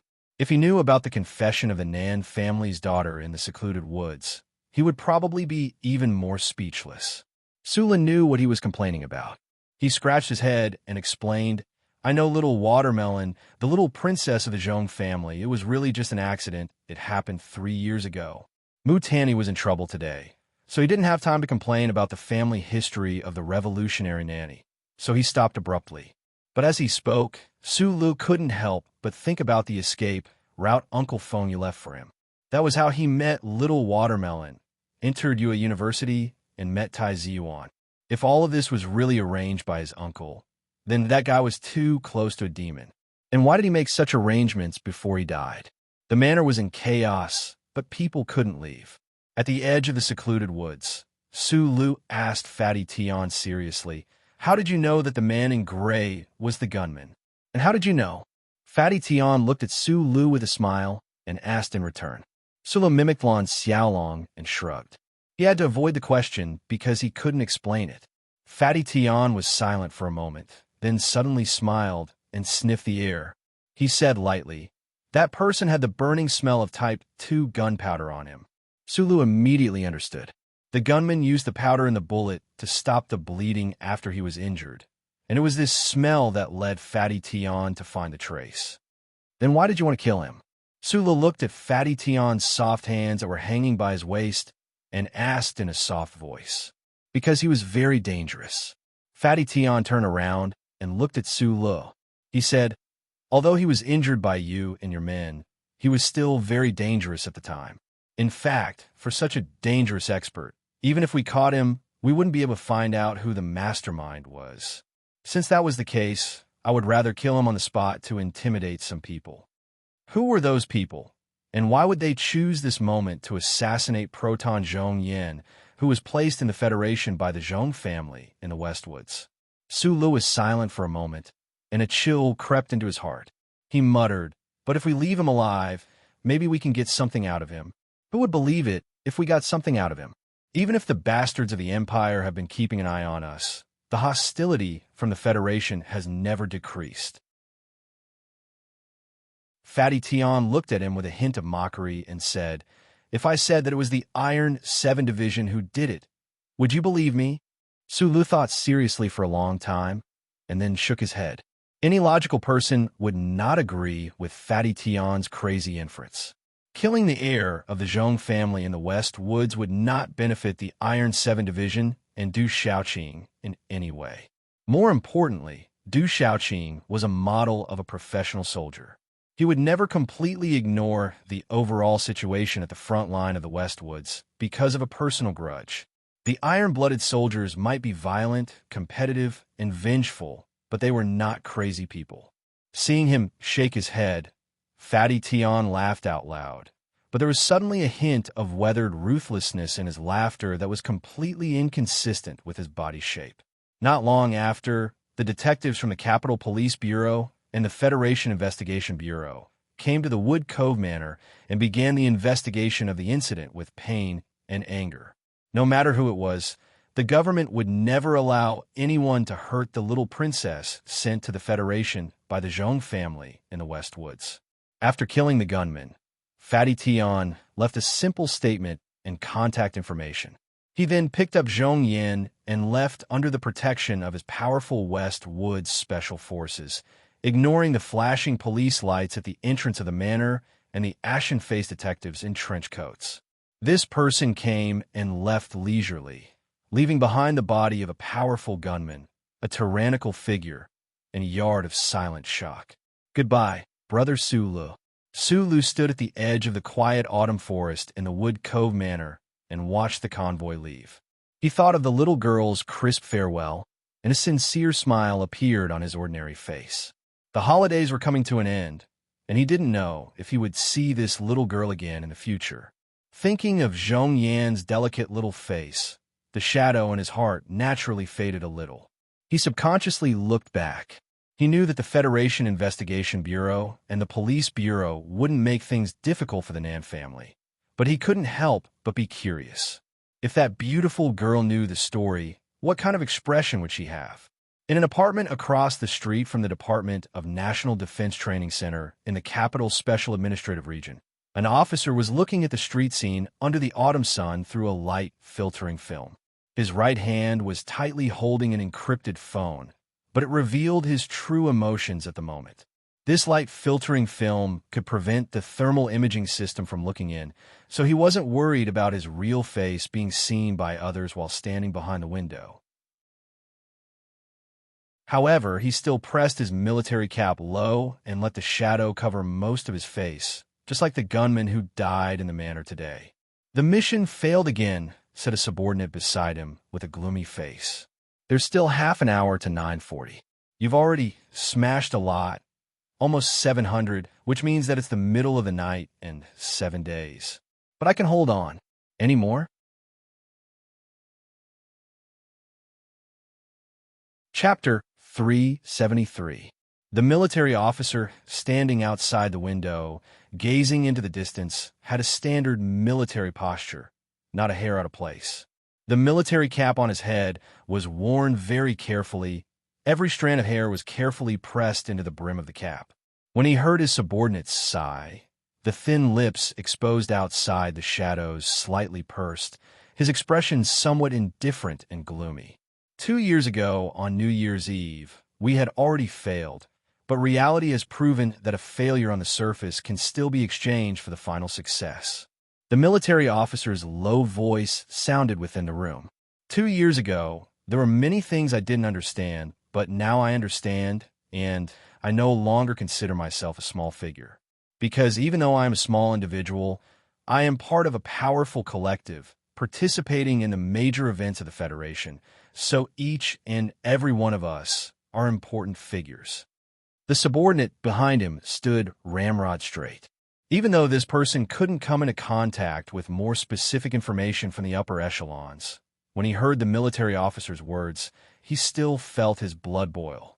Even without these hot-blooded calls, as a soldier, he would do his best to complete any mission given to him by his superiors, and he wouldn't have any doubts. The military officer waved his hand, having his subordinate leave the room to deal with the follow-up matters, but he himself still stood in front of the window, staring blankly at the Ministry of Defense building across the street and the training center next to it through the filter film. He was still in this apartment full of military officers. Even though it was only a change of unit, he wasn't worried about being discovered. Then, he thought of the 1st of January 2 years ago. It seemed like it was just a repeat of failure, but these two failures for him were extremely different. The first failure, the important figure he followed cooperated with Senator Macklin, jointly providing information to the young officers of the 2nd Military Region to launch a surprise attack on Lin High Gymnasium. During this process, he was only a bystander. The memories of failure, for him, weren't too painful. Instead, it was Senator Macklin, that middle-aged man who was used to wearing synthetic sweaters. It was rumored that he died in the end, and only then was Senator Macklin exposed.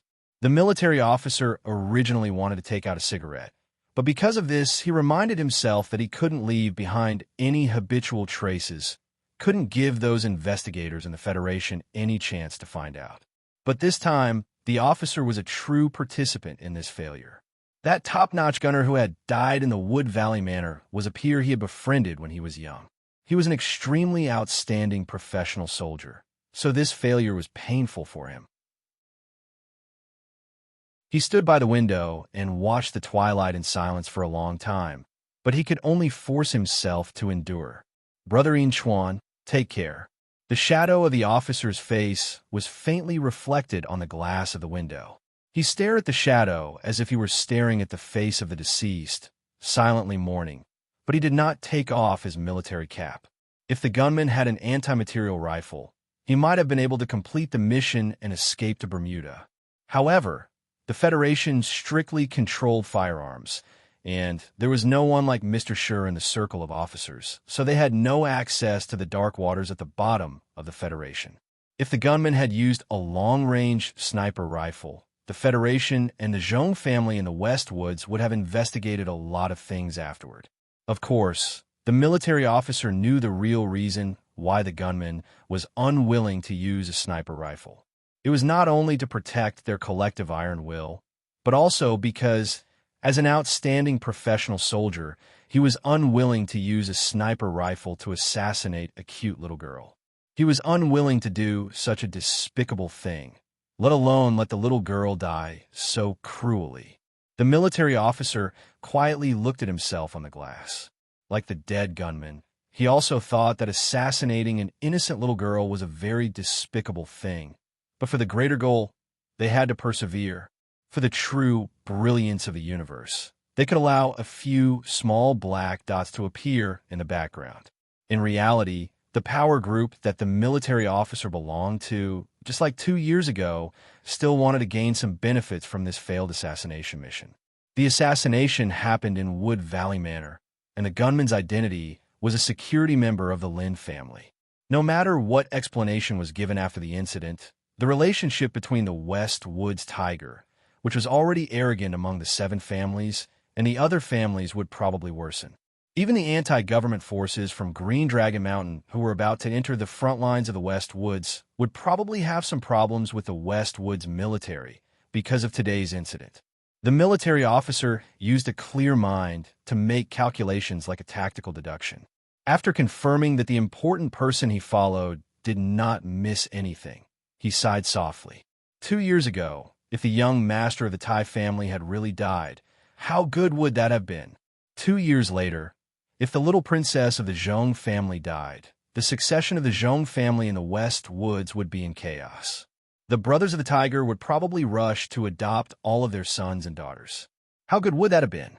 Unfortunately, both plans had been ruined by that young man named Su Lu. Of course, the most important reason for this plan was that some people could not allow Su Lu to get too close to the Zhong family in the West Woods. Su Lu was the future that the Federation had deliberately nurtured, while the Zhong family in the West Woods was an old past that was destined to be erased from history. Linking the two together was not in the Federation's interest. The military officer silently lowered his military cap and walked out of the office. When he left, he had already calmed down. A gunman had tried to assassinate the daughter of Commander Zhong in the West Woods and was killed on the spot in the Wood Cove Manor. Who among the important people in the Federation government and Parliament Hill did not know the importance of this young daughter to the political situation of the Federation? Countless flames of anger were instantly directed at all the powerful departments. The Federation Investigation Bureau and the Capitol Police Bureau started an investigation overnight. With the help of the Bureau of Proclamation, it only took them a short time to find out the true identity of the gunman, but it also stopped the investigation of the mastermind behind the scenes. The gunman's surname was Chen Yinchuan, and his name was Chen Yinchuan. He graduated from the 1st Military Academy and was now the deputy director of the Lin Family Security Consultant Department. However, this person had a sensitive and real identity. He was secretly serving as a military officer in the Ministry of National Defense. In fact, when he graduated from the 1st Military Academy to entering the Lin family as a security consultant, it was all arranged by the federal military. Other than the fact that he had to explain to the Zhong family in the West Woods, only Su Lu knew the truth of the joint investigation. The Ministry of National Defense asked him to keep it a secret because it involved military secrets and involved the Federation government secretly infiltrating the 7 families. This was a matter of course, but it was still a shocking fact. The 7 families in the Federation were obviously very close to the senior government officials and members of Parliament. However, in private, the Federation government and Parliament Hill were also counteracting the 7 families. The outstanding undercover military officer named Chen Yinchuan was one of these countermeasures. This background seemed a little interesting, but in Su Li's eyes, it seemed particularly cold. According to the records in the file and his understanding of the federal military training system, he believed that this gunman had excellent abilities and was absolutely loyal to the Federation. But why did he want to kill Little Watermelon? No one knew the real reason why Chen Yinchuan carried out this assassination, and no one could find out who was behind it. The Joint Investigation Team only found out that when Chen Yinchuan was studying at the 1st Military Academy, he was once appreciated by the dean at the time, Yang Jingsong, and the two had a close relationship. And Yang Jingsong was the Deputy Minister of National Defense who had committed suicide in the Ministry of National Defense building because of the assassination in Linhai State. Because of this clue, the investigation concluded that this assassination was a last-ditch counterattack by some young men of the federal military in the context of the Federation's Great Reconciliation. It was a crazy revenge for the Linhai State gymnasium incident. Based on the current intelligence, this was just an independent incident, and there was not too much of a conspiracy. Su Lu did not agree and would not accept this conclusion of the investigation. This was because the powerful gunman was clearly not here to kill him, but to target Little Watermelon. Chen Yinchuan. He silently looked at the secret information and photos of the gunman in the electronic file. He thought about the 3 shots under the ancient pine on the cliff. He thought about how powerful this person was and couldn't help but feel a little emotional. The universe was so big, and there were indeed too many hidden, outstanding people. Sulu had long foreseen Fatty Tion's fierceness, but this unknown officer had unexpectedly shocked him. After destroying the electronic file, he stood up, put on the black formal suit, and walked out of the office in Whitewater Company. As soon as he walked out, he heard Magnolia's soft but exceptionally cold reprimand. Don't really think of yourselves as mercenaries. You should know that I'm the only one in Group 7 who does not have a military record. You are real soldiers, carrying out the orders of the Ministry of National Defense. I can't believe you can be so careless. Even if you're mercenaries, do you want to let the person you are protecting be in danger alone? What's more, you should know that he is our supervisor, our leader. After returning to the military camp for more than a year, all of you have completely forgotten the meaning of killing without batting an eyelid. So when a supervisor was pointed at by a gun, none of you thought that he would die. Is that why none of you were by his side? Magnolia smiled slightly, but her smile was incomparably sarcastic. I know that our supervisor is very strong, stronger than any of you, but no matter how strong he is only one person. And you? Are you going to be his last bulletproof vest, his last dagger?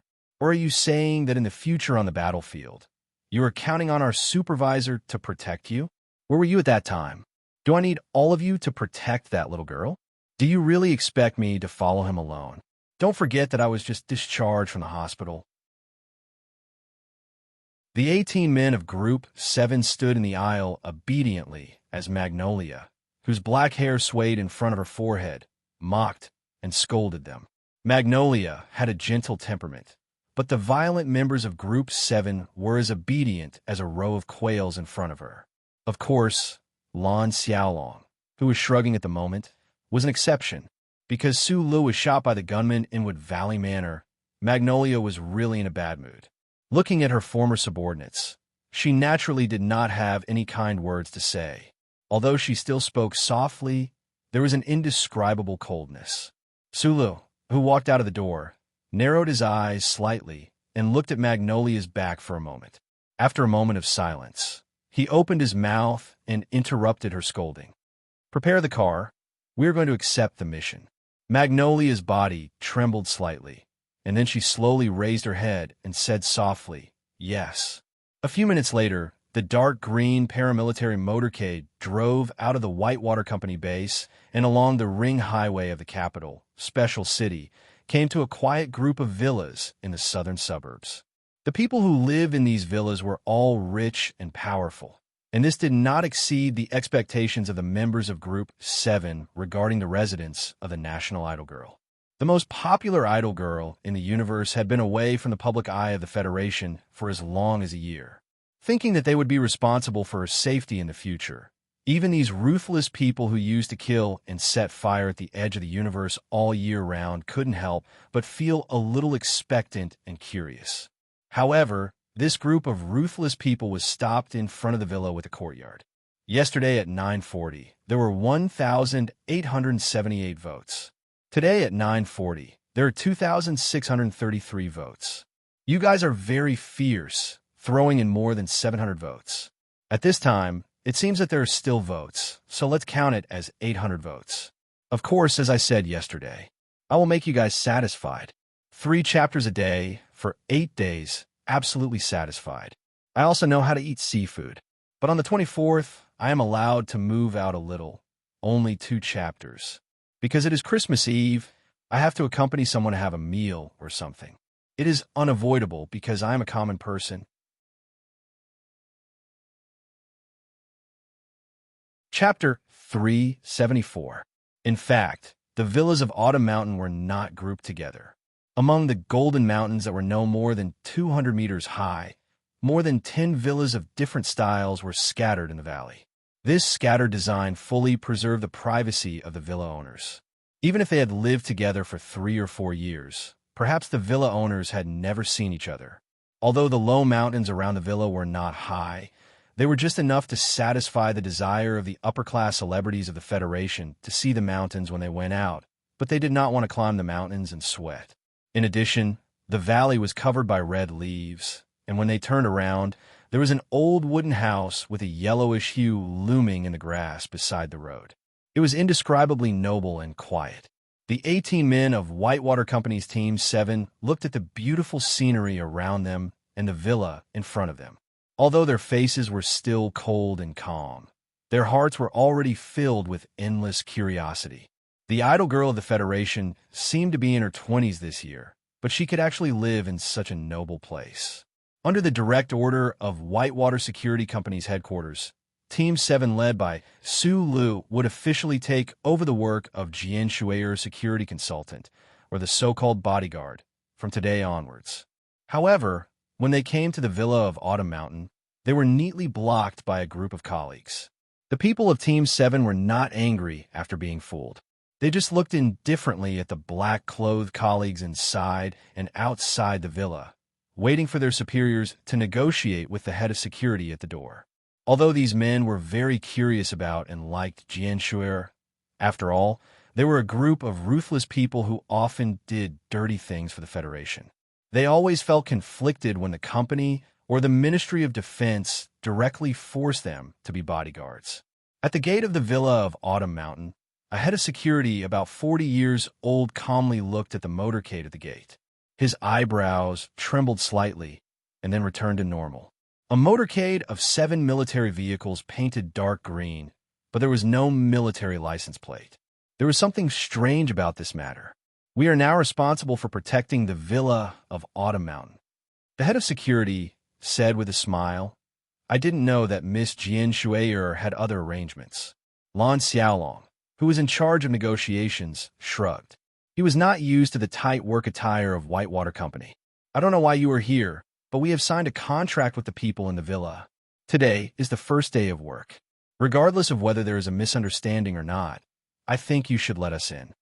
Sorry, this is my duty. Without the permission of the villa owner, no one is allowed to enter. The head of security's tone was very polite, but there was an unquestionable certainty in it. He looked at the 7 dark green military vehicles in front of the villa and thought of something that his young master had vaguely mentioned before. He asked, Are you from the same military region? Lan Xiaolong was slightly taken aback. He used to be from the 83-84 military region, but now he was a bodyguard for the Whitewater Company. He tugged at his sleeves, lowered his head, and shrugged. No, we're from the Whitewater Company.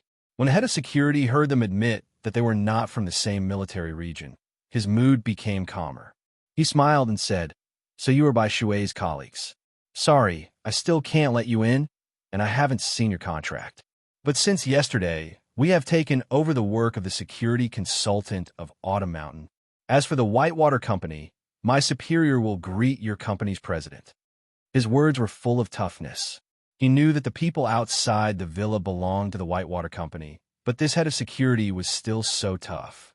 Obviously, the background of the security department that had been stationed in the villa of Autumn Mountain was not smaller than that of Nutshell behind Whitewater. The head of security's words were not provocative, but there was a hint of condescension. However, what surprised him was that the bodyguards of the Whitewater Company at the gate did not respond at all. Some smoked, and some continued to close their eyes to rest. I think you should ask for permission first.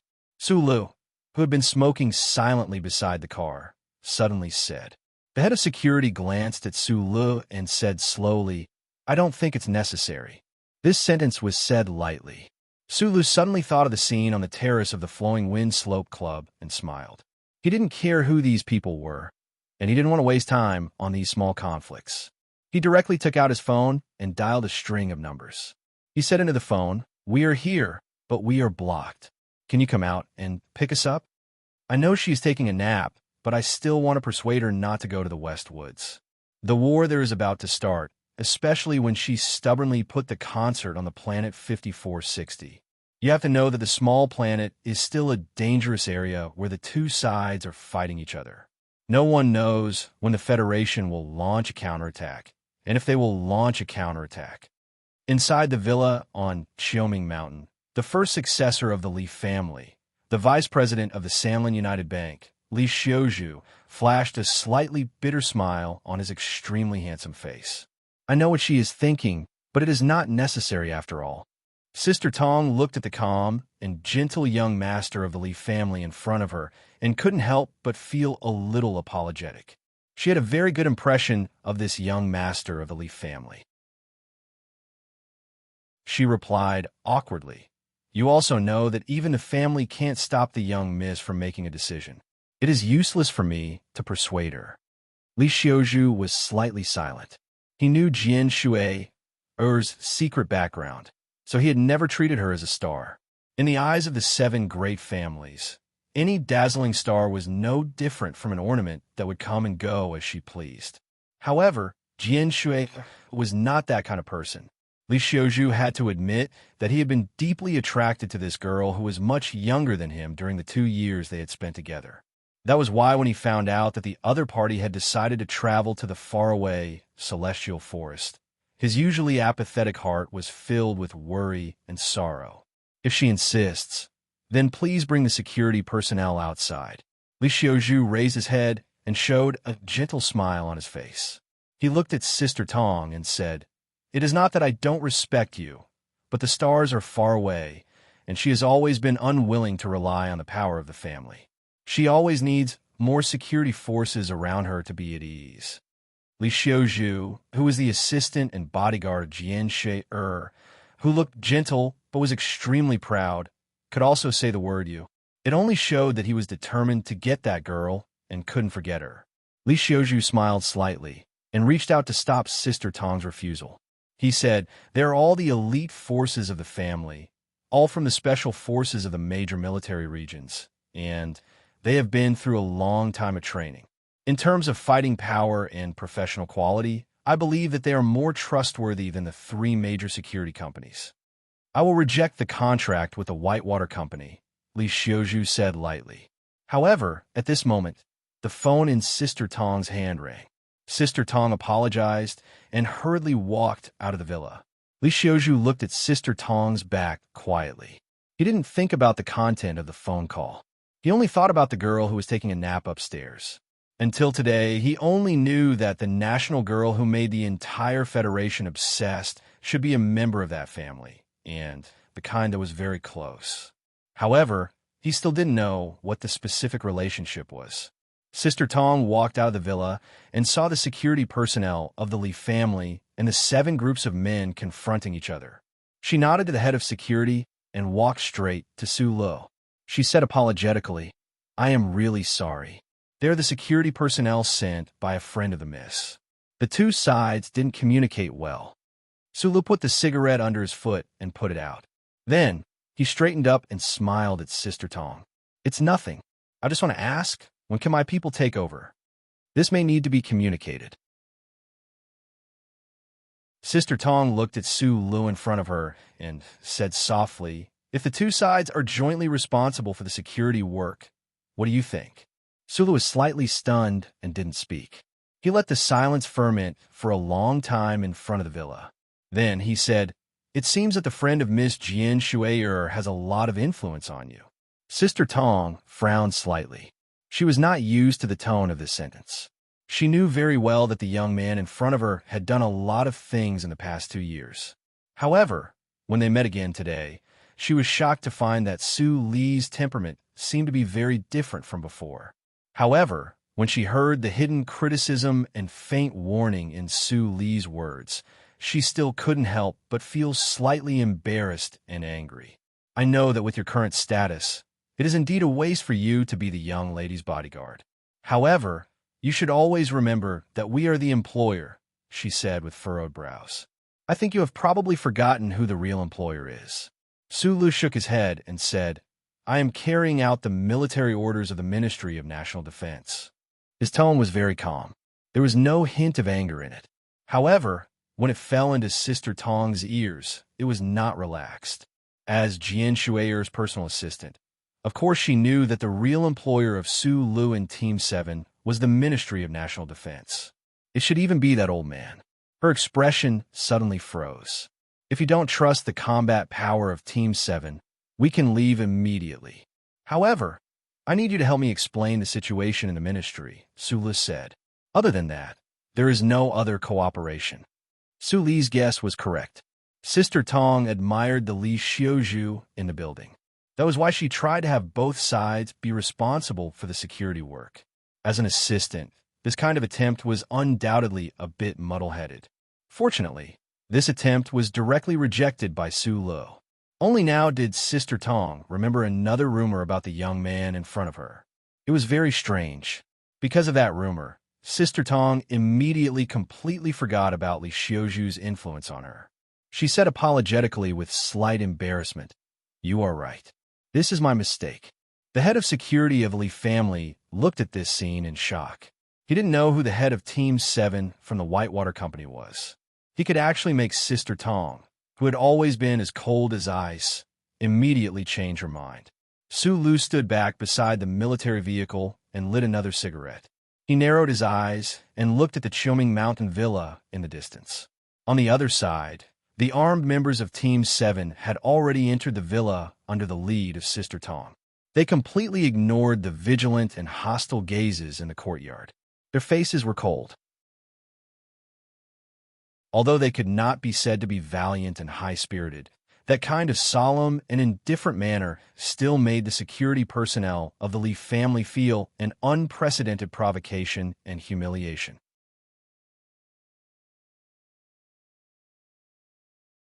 Chapter 375. Under the silent agreement of Sister Tong and the staff inside the villa, the Li family security personnel had no choice but to leave the villa. The staff of Whitewater Company's Team 7 were not sloppy in their work. They would not give the other party the slightest bit of face. The door opened, and 7 dark green military vehicles drove in. More than 40 Li family security personnel stationed in the villa were driven out. Xiong Lingquan confirmed the shooting angle. Install the Echo Profiler. Gu Shifeng, connect the central control system. Encrypt the relevant data channels. Lu Jiao, check the relevant defenses and traffic in the garage. Lu Qin, install the hot star detector. Following by Yulan's orders in a soft voice, the members of Team 7 who had entered the villa began to get busy. They moved all kinds of professional equipment from the military vehicles and unceremoniously dismantled the security equipment prepared by the Li family security personnel last night. They carried out connection tests. In the shortest amount of time, they turned this small villa into a fortress filled with countless monitoring systems and firepower systems. The Li family security personnel who had been driven out of the villa in a sorry state were originally filled with infinite anger and humiliation. At this time, when they saw the silent and concise movements of Team 7 and the clear and accurate layers of defense, they fell into silence. This was because they saw that the other party's expertise was better than theirs. This was especially so when they saw the equipment that the other party had installed on the walls around the villa and in the garage. In addition to the silence, there was a lot of shock in their eyes. None of them were rookies. Of course, they could tell that a large part of the equipment used by the bodyguards from Whitewater Company was actually used by the military. It was cutting-edge equipment that had not been sold to the civilian market. Where did these people come from? The Li family's head of security stood outside the villa and watched this scene with a livid expression. He and his subordinates were driven out of the villa together. The shame and anger in his heart could not be any greater. However, with his professional knowledge and experience, he quickly judged that even the top security consulting department of Whitewater Company could not have such perfect mobility and cutting-edge equipment. After completing the initial security measures in the Choming Mountain Villa, Su Lu took out the pair of sunglasses that he often used in the training base from his left breast pocket. After carefully wiping the lenses, he put them on the bridge of his nose. After entering the villa, he turned around and pressed the electro button to close the door. Through the slowly closing iron door, Su Lu looked at the security director with a complicated expression. He nodded and said, "Sorry." Team 7 was a combat team. On the vast mineral star and the desolate border of the West Woods front line, they had done countless shady public and private jobs. They had killed people, smuggled goods, and committed crimes. No matter what kind of trump card they were in their respective troops, once they were under the name of Team 7, they began to exude a cold and valiant aura. They had never been bodyguards, but they had assassinated countless big shots at the edge of the universe. They were no strangers to security control. On the contrary, they were very familiar with the combat style of the killers and mercenaries. The initial security measures in the Cheoming Mountain Villa were done flawlessly. All kinds of electronic monitoring equipment were connected, and all kinds of fire control equipment were on standby. By Magnolia, who was as gentle as a virgin, put her hands in her trouser pockets and walked slowly around the villa. Occasionally, she would whisper a sentence, and her subordinates would begin to seriously redesign the relevant links. Impregnable as a fortress, this was what it meant. Sulu stood under the parasol under the villa with a cigarette in his mouth. He looked at his subordinates who were busy not far away and did not say a word. In this regard, he was not an expert, but he absolutely fully respected and believed in the abilities of his subordinates. However, looking at by Magnolia's back, he could not help but feel a little emotional. People who worked hard to climb up the social ladder generally had to build their own team. The old man in Philadelphia, the federal military, and specifically the Department of National Defense, sent these outstanding soldiers of Team 7 to help him build his own team. However, he never intended to subdue this group of unruly people and build his own team. He had been influenced by that uncle for too long, and he always felt that it was more suitable to wander the stars alone. He did not seek to obtain unparalleled achievements or seize unparalleled power. So why would he need a team? What's more, the scene in front of him had already proven that by Magnolia was the soul of Team 7. This delicate man wanted to lead Team 7 to follow behind Sulu. So naturally, he hoped that the men of Team 7 could have a good home.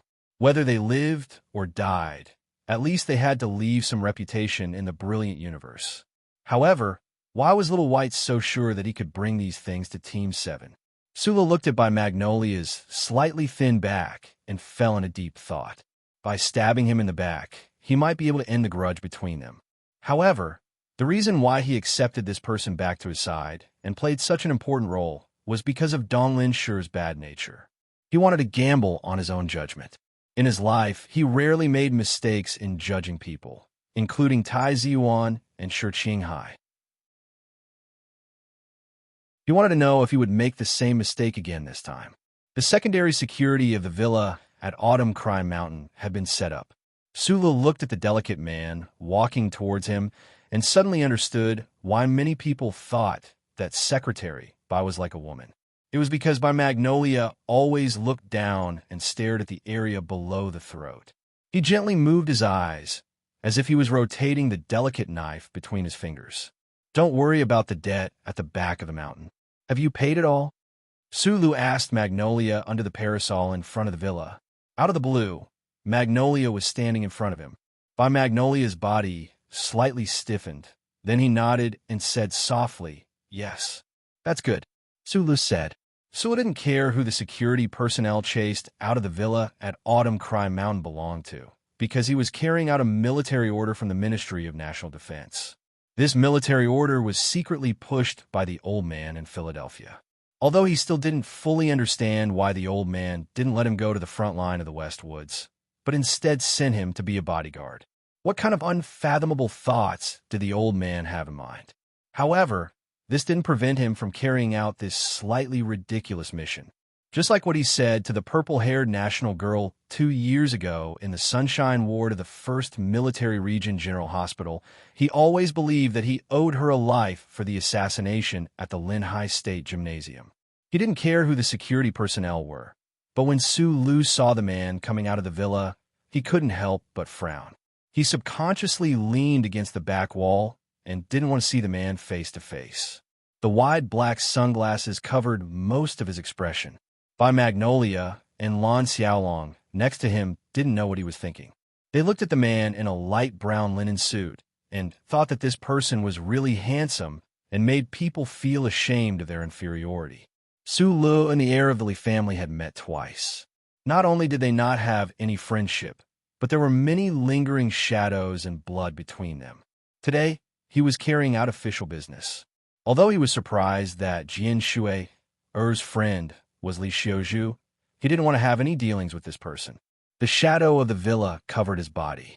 Li Xiuzhu walked out of the villa and saw the unfamiliar faces in the garden. He then looked at his security personnel outside the iron gate and couldn't help but frown. Then he turned around and looked at him in the shadow. If I knew that you would be in charge of Shui Er's safety, I wouldn't have to do so much. Li Xiaozhu walked in front of Su Lu, smiled gently, and extended his hand. Su Lu understood why the other person walked in front of him. After a slight pause, he held the other person's hand and said, "I'm just carrying out orders." Li Xiaozhu looked at the face in front of him that was deeply engraved in his memory. He suddenly thought of the rumor about Su Lu and the Lees of Philadelphia. There seemed to be a shadow floating in his heart. He slightly frowned and said, "Then I'll leave Shui Er's safety to you." "You're welcome." Su Lu let go of his hand. Li Xiaozhu looked at him silently and then suddenly said, "The matters of the human world are often very mysterious. In the things or worlds I care about, I can always see your shadow. I only hope that this time you won't get in my way." From the bottom of his heart, the Li family's eldest young master didn't want to show any enmity towards the present Su Lu. It was because he knew better than many people in the Federation what Su Li's name meant to the current federal military. However, there was a shadow and a trace of bad omen in his heart. The most important thing was his love for that purple-haired girl, so he couldn't help but add this line. Su Lu didn't know the true relationship between the Li family's eldest young master and that national idol girl. A faint feeling of frustration surged into his heart, making him not want to say anything more. However, Lan Xiaolong, who was always unwilling to be left out, he didn't know Li Xiaozhu's identity. He said with slight mockery on the side, "Our manager Su is destined to be a jinx. It will probably be difficult for him to do anything in this life, but if he wants to get in his way, it will always be easy." Lan Xiaolong's unintentional words fell into Li Xiaozhu's ears like a clap of thunder, because this was the truth. No matter how deep Li Xiaozhu's mind was, when he thought of all the things that happened in these 2 years, he still couldn't help but slightly change his expression. After a long silence, he looked at Su Lu and said in an even voice, "I heard Old Seven has a good relationship with you. After this mission is over, if there's a chance, let's sit together." Su Lu didn't reply, but a trace of worry surged in his heart. The biggest thing that Li Xiaozhu had done in his life was naturally to support Macklin in the presidential election. However, this matter was broken by Su Lu, and Macklin was even killed by Su Lu. However, Li Xiaozhu was still able to casually reach out his hand to reconcile with Macklin without any hesitation. In these 2 years, everyone had grown. Su Lu always thought that Li Xiaotong was much more outstanding than his cousin, but after seeing him today, this judgment began to waver. "Who is that guy? He looked quite like a dog." Lan Xiaolong frowned and looked at Li Xiaozhu, who was boarding the car outside the villa, and asked curiously. "The vice president of the Samlin United Bank, the successor of the Li family, Li Xiaozhu," Su Lu replied, and then walked into the villa.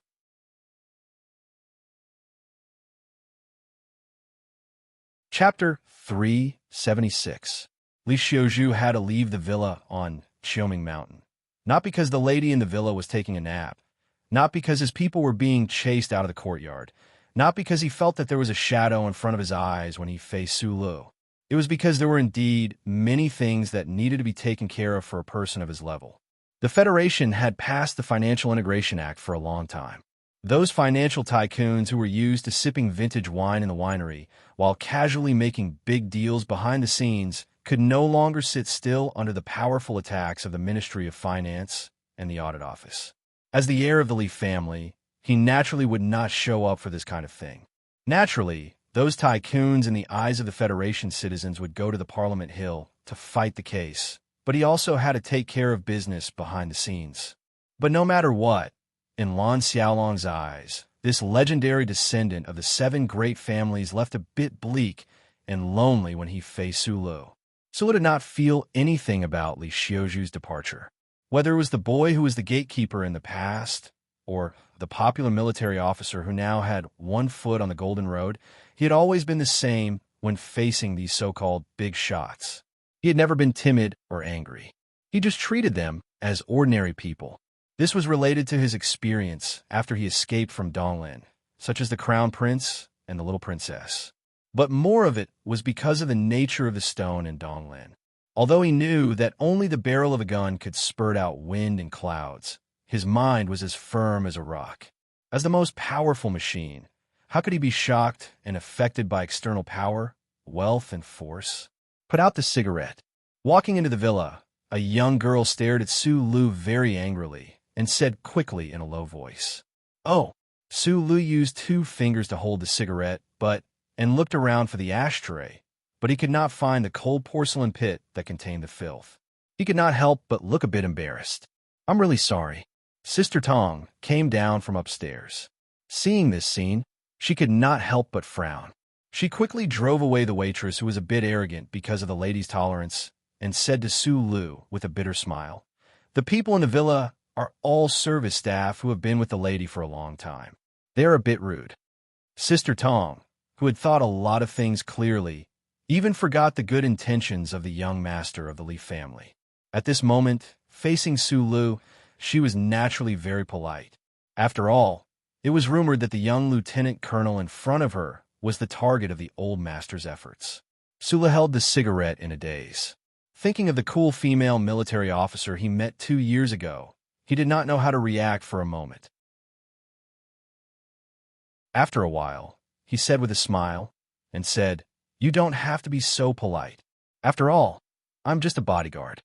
Out of the corner of his eye, he saw a pot of flowers and plants in the villa hall. He quickly put out the cigarette, but in the red mud, and sighed with satisfaction. He said to Sister Tong, "I need a schedule." Bodyguard? Sister Tong would definitely not think that way.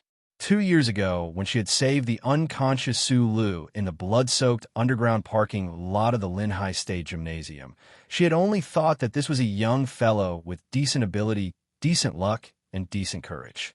However, 2 years later, this young fellow had already become the youngest lieutenant colonel in the Federation, the key designer of the MX Mecha, and a person whom President Pabre greatly appreciated. Most importantly, everyone now knew of the relationship between him and the old master. Such a person, in addition to those security personnel who clearly had shocking combat power outside the villa, had all been sent to be the lady's bodyguard. Perhaps it could not be said to be a waste of resources, but the truth behind the scenes was definitely not so simple. Sister Tong watched as Su Lu snuffed out the cigarette, but in the flower pot. Her expression was a little strange. She wanted to say something, but in the end, she did not say anything. With a soft beep, a detailed itinerary designed by a professional was sent to Su Li's cell phone. There was an extremely conspicuous secret symbol at the beginning. Su Li lowered his head and looked at it quietly for a long time. Then, somewhat stunned, he raised his head and asked, "Holding a military concert in the Westwoods?" "Yes, the specialized spaceship will depart the day after tomorrow. I hope your personnel can be prepared," replied Sister Tong in a low voice. "Okay."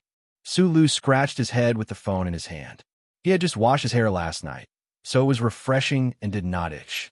However, his mind was filled with endless doubts. In the end, he still had to go to the Westwoods, just under a different name.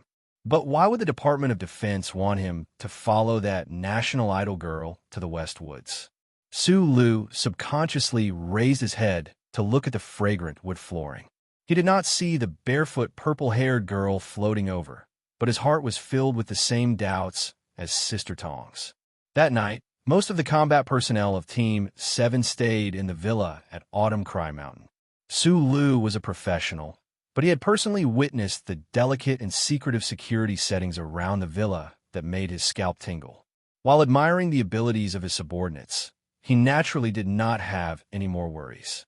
During the military exercise in the early hours of the graduation day, the men of Team 7 faced the defense battalion of the Iron 7th Division. Unsurprisingly, they were all annihilated. However, that was on a virtual battlefield. When doing such meticulous activities in real society, with the ability displayed by Team 7, today's villa at Autumn Cry Mountain would not be able to be breached even if there was a reinforced company attacking it head-on. After leaving S1, The security plan was naturally handled by Secretary Bai and the other professionals. As the nominal supervisor, he seemed to have nothing to do.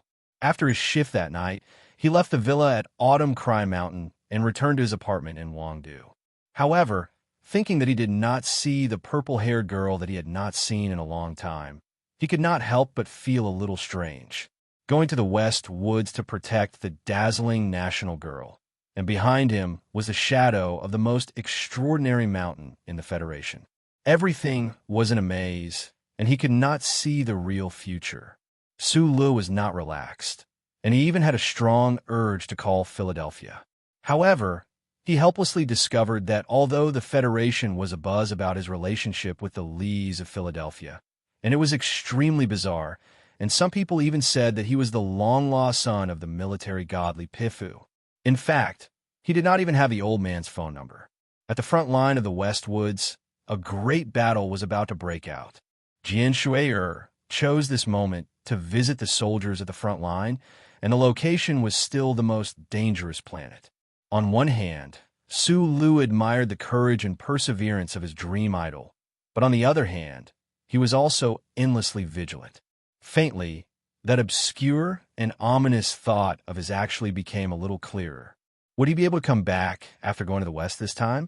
It was precisely because of this sudden, unfavorable thought that Su Lu had to say goodbye to the people he cared about.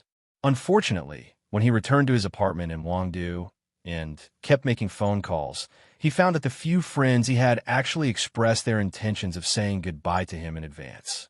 Shi Qinghai left a piece of paper and then leisurely followed the Green Dragon Mountain Anti-Government Army Unit, now the Federation Special Forces, to the front line of the West Woods yesterday on a military spaceship to assume the position of liaison officer that was proposed by Green Dragon Mountain and personally appointed by President Pabre.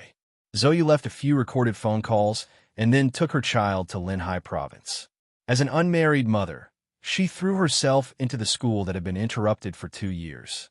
Tai Ziyuan had completely disappeared, although he had vaguely mentioned before leaving that he was going to ease the tension between the tiger in the West Woods and the Central Federation government. And this was not the first time this person had disappeared. Sulu was still a little worried. Sulu had already mentally prepared himself for these people to leave, but when he heard Li Wei, who was sitting on the sofa drinking beer, also say that he was leaving S1 soon, he finally couldn't help but scratch his hair in distress. He revealed a mouth full of white teeth and helplessly asked, "Where are you going again?" Li Wei didn't immediately answer his question. Instead, he held the beer bottle and looked at him with a smile, sinking into silence. This former orphan leader looked at the friend he had grown up with and thought silently in his heart. Compared to when he was on Clock Tower Street, Su Lu had become even more silent. Although his eyes were still smiling, he felt that it was different from before. Time can change a lot of things, but perhaps it can even change the traces on the beach. Li Wei thought silently. He was caught and brought to Bermuda.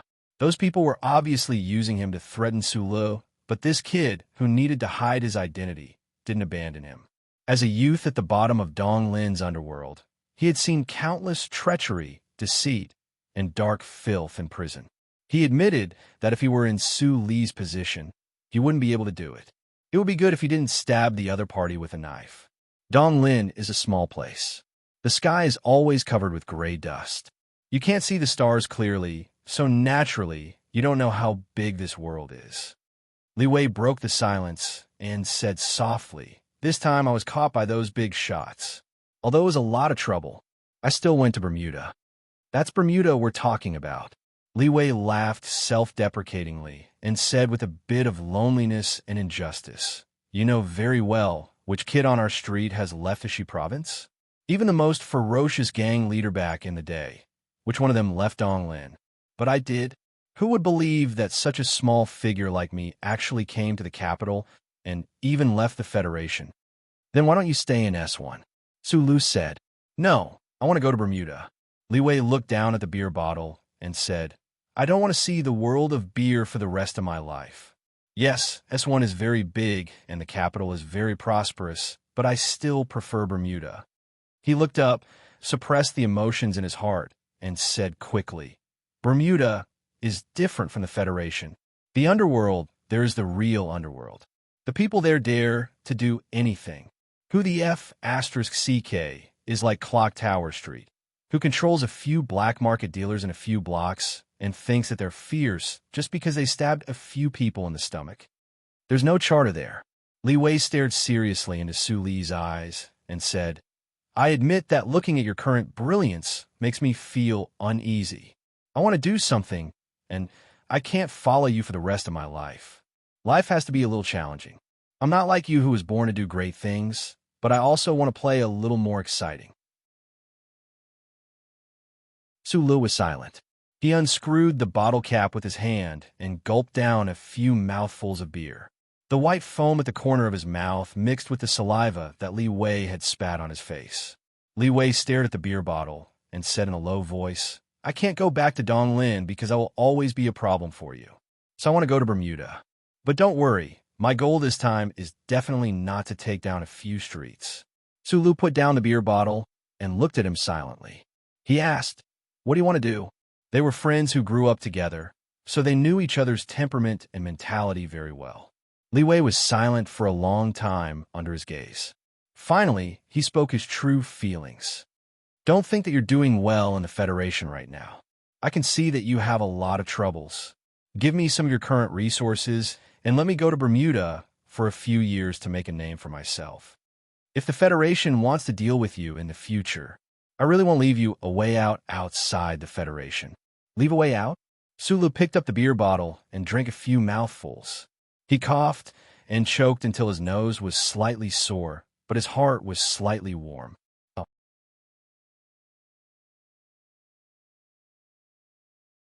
Chapter 377.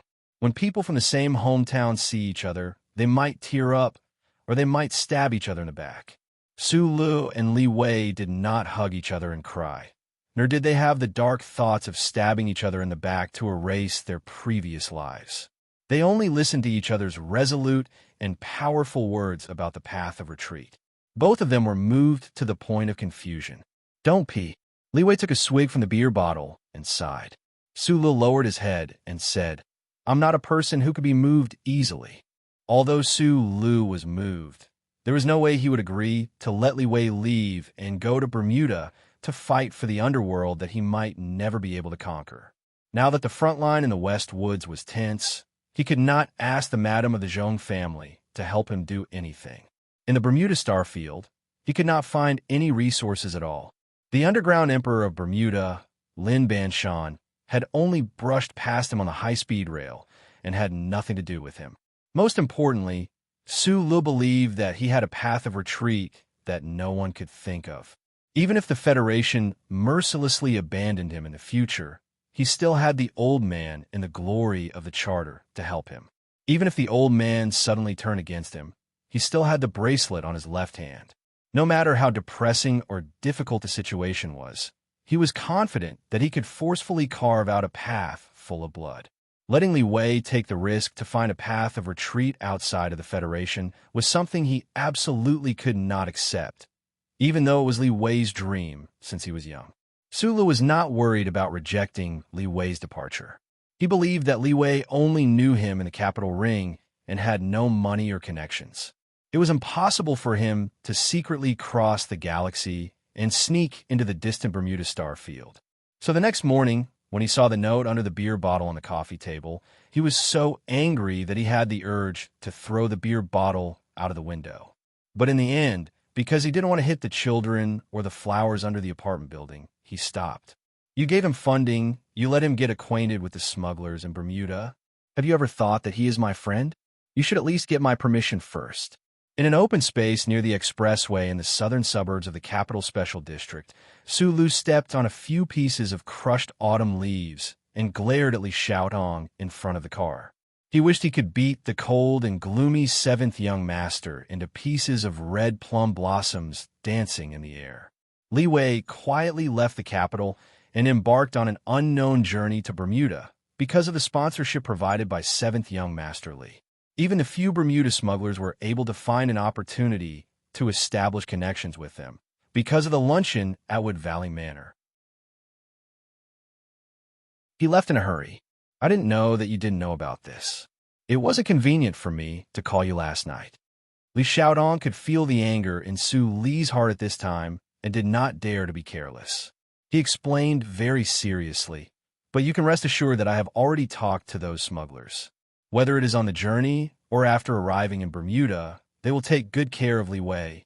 In fact, I think that since your friend is so ambitious, you should just let him be. If there is no other way, you could talk to Lin Banshan, who in Bermuda dares to provoke him. Seventh young Master Li's words were actually foreshadowing. He sponsored Li Wei to go to Bermuda to build up his business. On one hand, he wanted to further invest in Su Lu and Su Li's circle. On the other hand, he also wanted to plant a foreshadowing because he admired a small figure like Li Wei. In Wood Valley Manor, he tried to find out more about Su Li's past from this person, but there was no progress. This made him admire Li Wei even more. I don't know Lin Banshan. Su Lu looked at Li Xiaodong. He really wanted to throw this friend to the ground and beat him up, although he was the only friend who came to send him off. However, he glanced at Brother Zeng, who was still standing behind seventh young Master Li like an iron spear bound by cloth. In the end, he could only sigh. Logically speaking, Su Li's identity as a fugitive from the Federation had been forcibly suppressed by the old man. Lady Tai should not make a move on Li Wei because it was not in line with the interests of the family. However, what if the old man died? Li Wei was a gap in Su Li's identity. This time, would the Tai family let the Zhong family of the West Woods interfere and take over the matter? With the experience of last year, Su Lu knew that if the worst situation happened again, with Li Wei's fierce temperament, he would not let this happen again.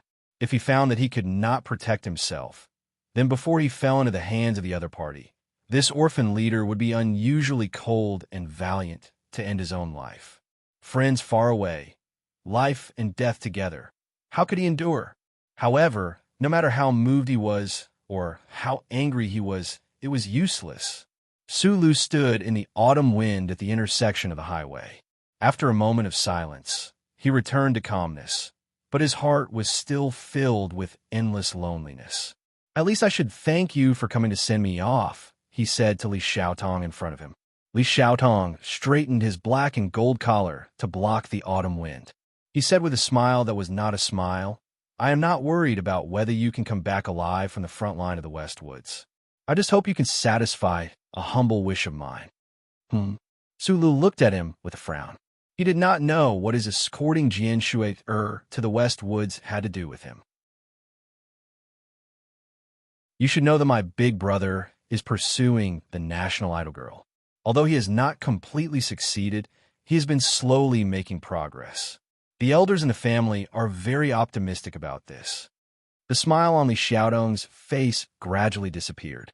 He said lightly, if he succeeds, I have no hope of inheriting the right. Su Lu frowned slightly. Although he had seen Li Xiaozhu in the villa of Qiuming Mountain yesterday and could guess that there seemed to be some relationship between him and Jianshe, he still did not understand. Not to mention whether or not he would despise Jian Shui, who was just a star. How could he put such an important matter as inheriting the right on such a matter? Don't pretend that you don't know anything in front of me. Li Xiaodong looked at Su Li's stunned face and thought of the information that he had spent a lot of money to find out. He said in a low voice, the road to the West Woods is long, and the night is long too. As long as you can break this marriage, I will thank you for the rest of my life. Su Lu frowned more and more, thinking that he was just a bodyguard. He shook his head and said, I don't understand what you want to say.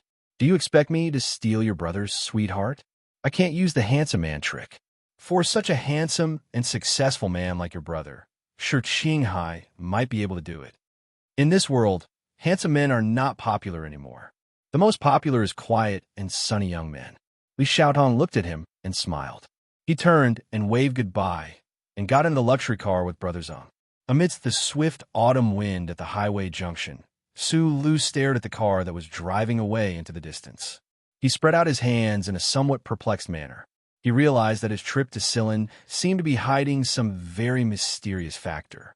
The problem was that it seemed like a lot of people around him knew about it, but he didn't. And it just so happened that those who knew all thought that he already knew. He didn't want to think about this annoying tongue twister anymore. He got into the black car and silently drove to the villa of Cheoming Mountain in the southern suburbs. Along the way, he saw the capital's autumn scenery and the clear sky. He was about to leave this planet, and he didn't know when he would come back. Tai Ziyuan left, Mr. Sure left, Li Wei left, and Zhou also left. The time he spent with these friends was always short, but the separation was extremely long. Thinking of this, he couldn't help but feel a little sad. Looking at the wild cotton outside the window, shivering in the cold wind and turning into white lines in a flash, Su Lu thought that if something really happened to him, these people would definitely come back to him immediately.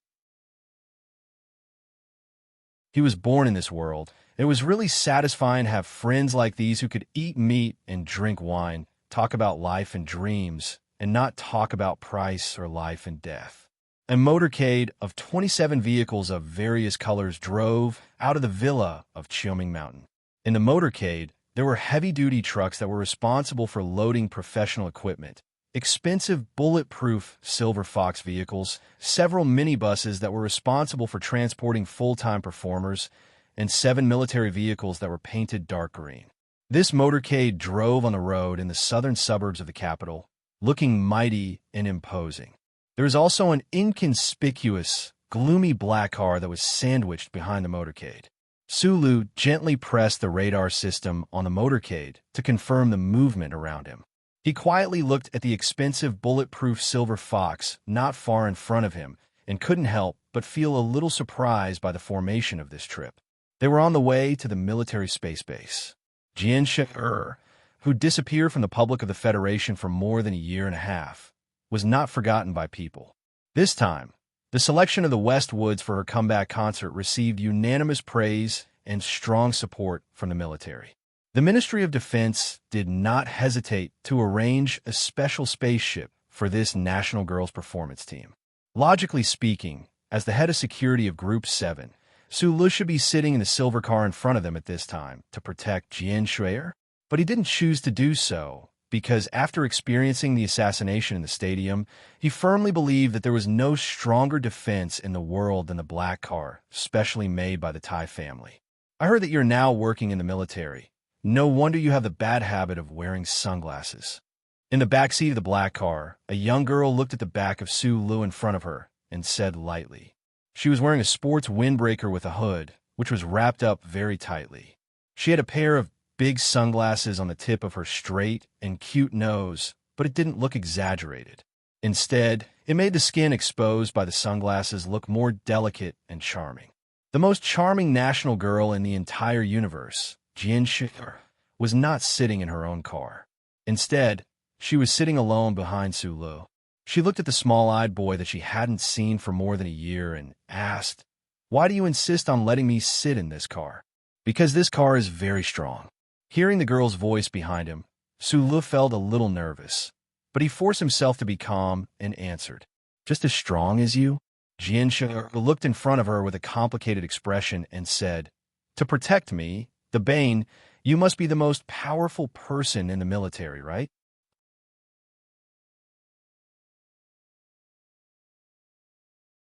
Chapter 378. The rumor that Jian Shuier was a jinx had been around for a long time. It was not known whether it was a conclusion made by some bored people in the Federation or by friends who could not find anything exciting on the internet. All in all, from the assassination in the Linhai Prefecture Gymnasium to the terrorist attack in the Huanshan 4 Prefectures concert, whenever Jianxia spoke, countless innocent people would lose their lives. Although the number of times wasn't many, the impact was too great and too vile. Everyone knew that these were all dirty things done by Senator Medellin and had nothing to do with Jian Shuier. However, the Federation was too big, and there was no lack of space for rumors to grow. There would always be people who would link the deaths and injuries of innocent people to Jian Shuier. Although there were not many, it was like someone throwing a piece of rat feces into a pot of plain porridge. It would not stink, but it would be enough to make one choke. A national idol girl who was popular with hundreds of millions of citizens suddenly had a dark aura around her. This national idol must be under a lot of mental pressure. In the past year and a half, she had disappeared from public view, which was more or less related to these rumors. Sula knew how to answer. He belonged to another line of people involved, so naturally, he would not believe these nonsense. However, he did not know how to comfort the young idol sitting behind him. Although he had met and talked to her before, and even received her selfless help twice, they were just passers-by after all. Now, he was a bodyguard, and Jian Shui'er was the object of his protection. The motorcade drove into the federal military space base. Through the sliding, open, electrically controlled alloy door, they drove directly onto the tarmac. Looking at the spaceship in the distance that was getting closer and closer, Su Lun narrowed his eyes. The dense light spots flashing on the vehicle radar made him feel a little uncomfortable. There were no military flags fluttering in the air, no ceremonies and music, but there was still a sea of people. They were not the TV viewers in the Federation who adored Jian Shui'er, but the officers and ordinary soldiers in the military base. It wasn't until he saw the dense crowd around the tarmac with his own eyes that Su Lu truly felt Jian Shui'er's influence in the Federation. Back then, no. Until now, he had always been Jian Shui'er's most ardent fan. But when he saw the excited faces of those officers and soldiers, he still felt that it was somewhat inconceivable. The equipment required for the performance, as well as the 7 sets of security equipment, were delivered to the belly of the spaceship through the load-bearing lift at the back of the spaceship. When all the preparations were done, Su Lu heard by Yulan's confirmation in his earpiece. He turned around and said to Jian Shui'er, "You may board the spaceship now." The side door of the black car opened. Under the cover of the wall of people, Jian Shui'er, who was wearing a hoodie and full-body sportswear, quietly left the black car like an ordinary girl next door. She came to the bulletproof silver fox car and prepared to board the ship. Su Lu followed her silently, keeping a distance of about half a meter. Originally, Jian Shui'er should have boarded the spaceship through the automatic control belt without anyone noticing. However, to everyone's surprise, this national idol suddenly turned her head and gently lifted the hood of her sportswear, revealing a touch of fresh and bright purple short hair. Standing on the automatic control belt, she turned around and waved at the officers and soldiers in the military base who were looking forward to her arrival. The base, which was supposed to be empty but seemed incomparably lively today, suddenly fell silent. Then a burst of extremely enthusiastic cheers, applause, cheers, and whistles erupted. These sounds intertwined together, forming a chaotic but pleasing accompaniment. Purple was a very bright and eye-catching color. It was very abrupt. Some scientists had once studied that the color of food that humans could not adapt to was purple. Therefore, this color did not give people a sense of intimacy. There was no star in the universe who dared to dye their hair purple, except for her.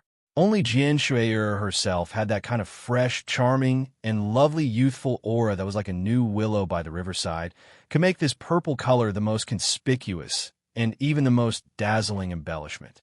It was engraved in everyone's heart and could not be forgotten at any time. Su Lu wore sunglasses and silently looked at the national idol standing on the automatic control belt with a smile on her face. In his heart, he thought of the long paragraph of somewhat complicated words in front of him. Although this clearly violated the provisions of the safety control manual, he could not and did not want to stop this national idol from doing this slightly crazy thing. Because Jian Shui'er, who was standing on the automatic control belt, was facing the wind and gently waving her hand.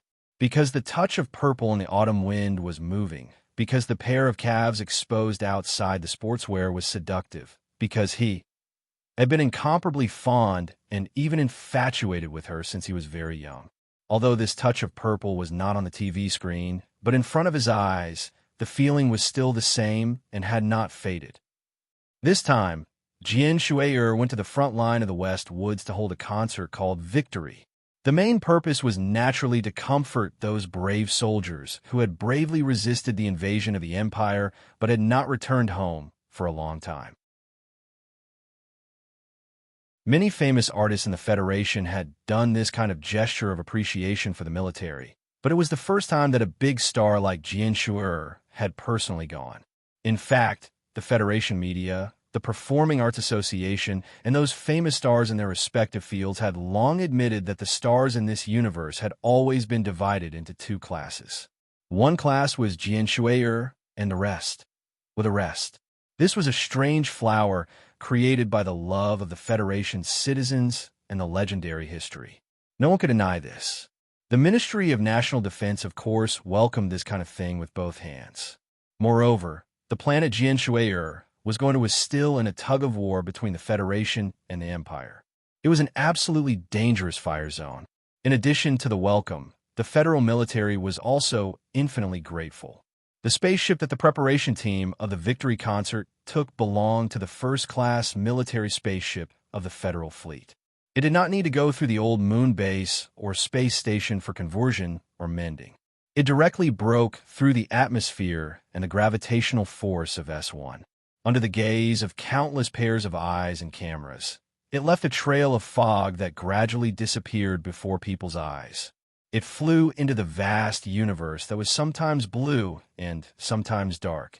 The spaceship was like a ghost, quietly breaking through the barriers of space and gliding into the distance between the stars and the sky.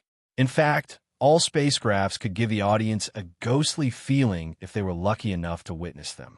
Sulu was no longer the orphan who could not step out of the bell tower street. He had lost most of his interest in this silent voyage. He only felt that it was boring. He stood silently outside a cabin door, narrowed his eyes, and watched the movements around him. He silently calculated the time it would take to reach the Westwoods. The military spaceship that belonged to the Federal Fleet was not luxurious, but the Ministry of National Defense still tried its best to provide convenience to the Victory Concert team. This was the second floor of the spaceship.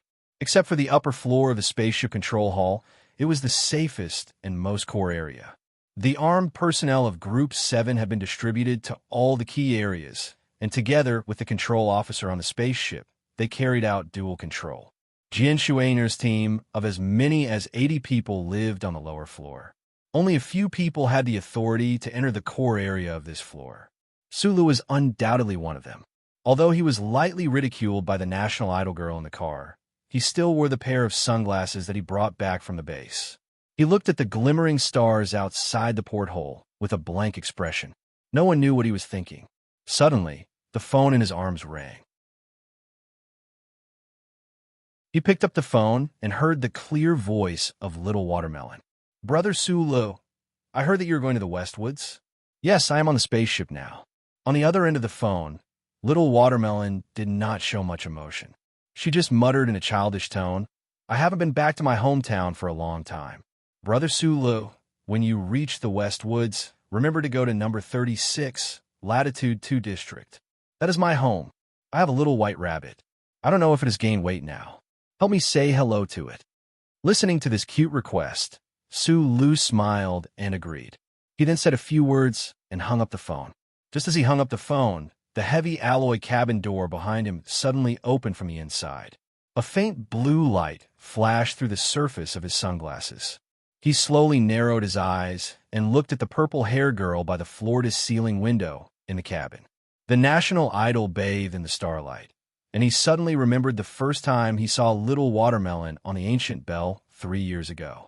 Sister Tong walked out of the cabin with a melancholy expression. When she saw Sulu standing outside the door, she was slightly startled. She bowed her head to signal him and turned to leave. She did not seem to care that Sulu was interacting with her Mississippi come in. "I have something to ask you." The purple-haired girl in the cabin did not look back. She seemed to know that someone was standing outside the door and said softly. Sulu was slightly startled. He did not know if this sentence was directed at him. After hesitating for a moment, he finally walked in. The heavy alloy door slowly closed behind him. Jian Shu'er, who was in a private safe space, was not like the national idol that people imagined or saw on TV. At least, she was not dressed like that. She had already taken off the girl next door's full-body sports coat. In the warm environment of the spaceship, she wore a knitted hemp shirt. The fabric was very loose and casual, covering the young girl's body, but couldn't cover her bare legs and the pair of soft white cotton socks on her feet. She had been kneeling on the chair, holding her chin and quietly looking at the stars outside the floor-to-ceiling window. The faint silver light of the stars shone through the window, gently caressing her hair, clothes, and every curve of her youthful body. It was like a moonlight halo. Sulu silently walked 3 meters behind her and stopped. The scene in front of him was like an oil painting. The girl was the protagonist in the oil painting. Although she did not deliberately charm anyone, she was destined to charm the world. For him, the visual impact of this close distance made him not dare to take another step forward. The national idol in the starlight slowly turned around after a long silence. She looked at Sulu seriously and slightly angrily said,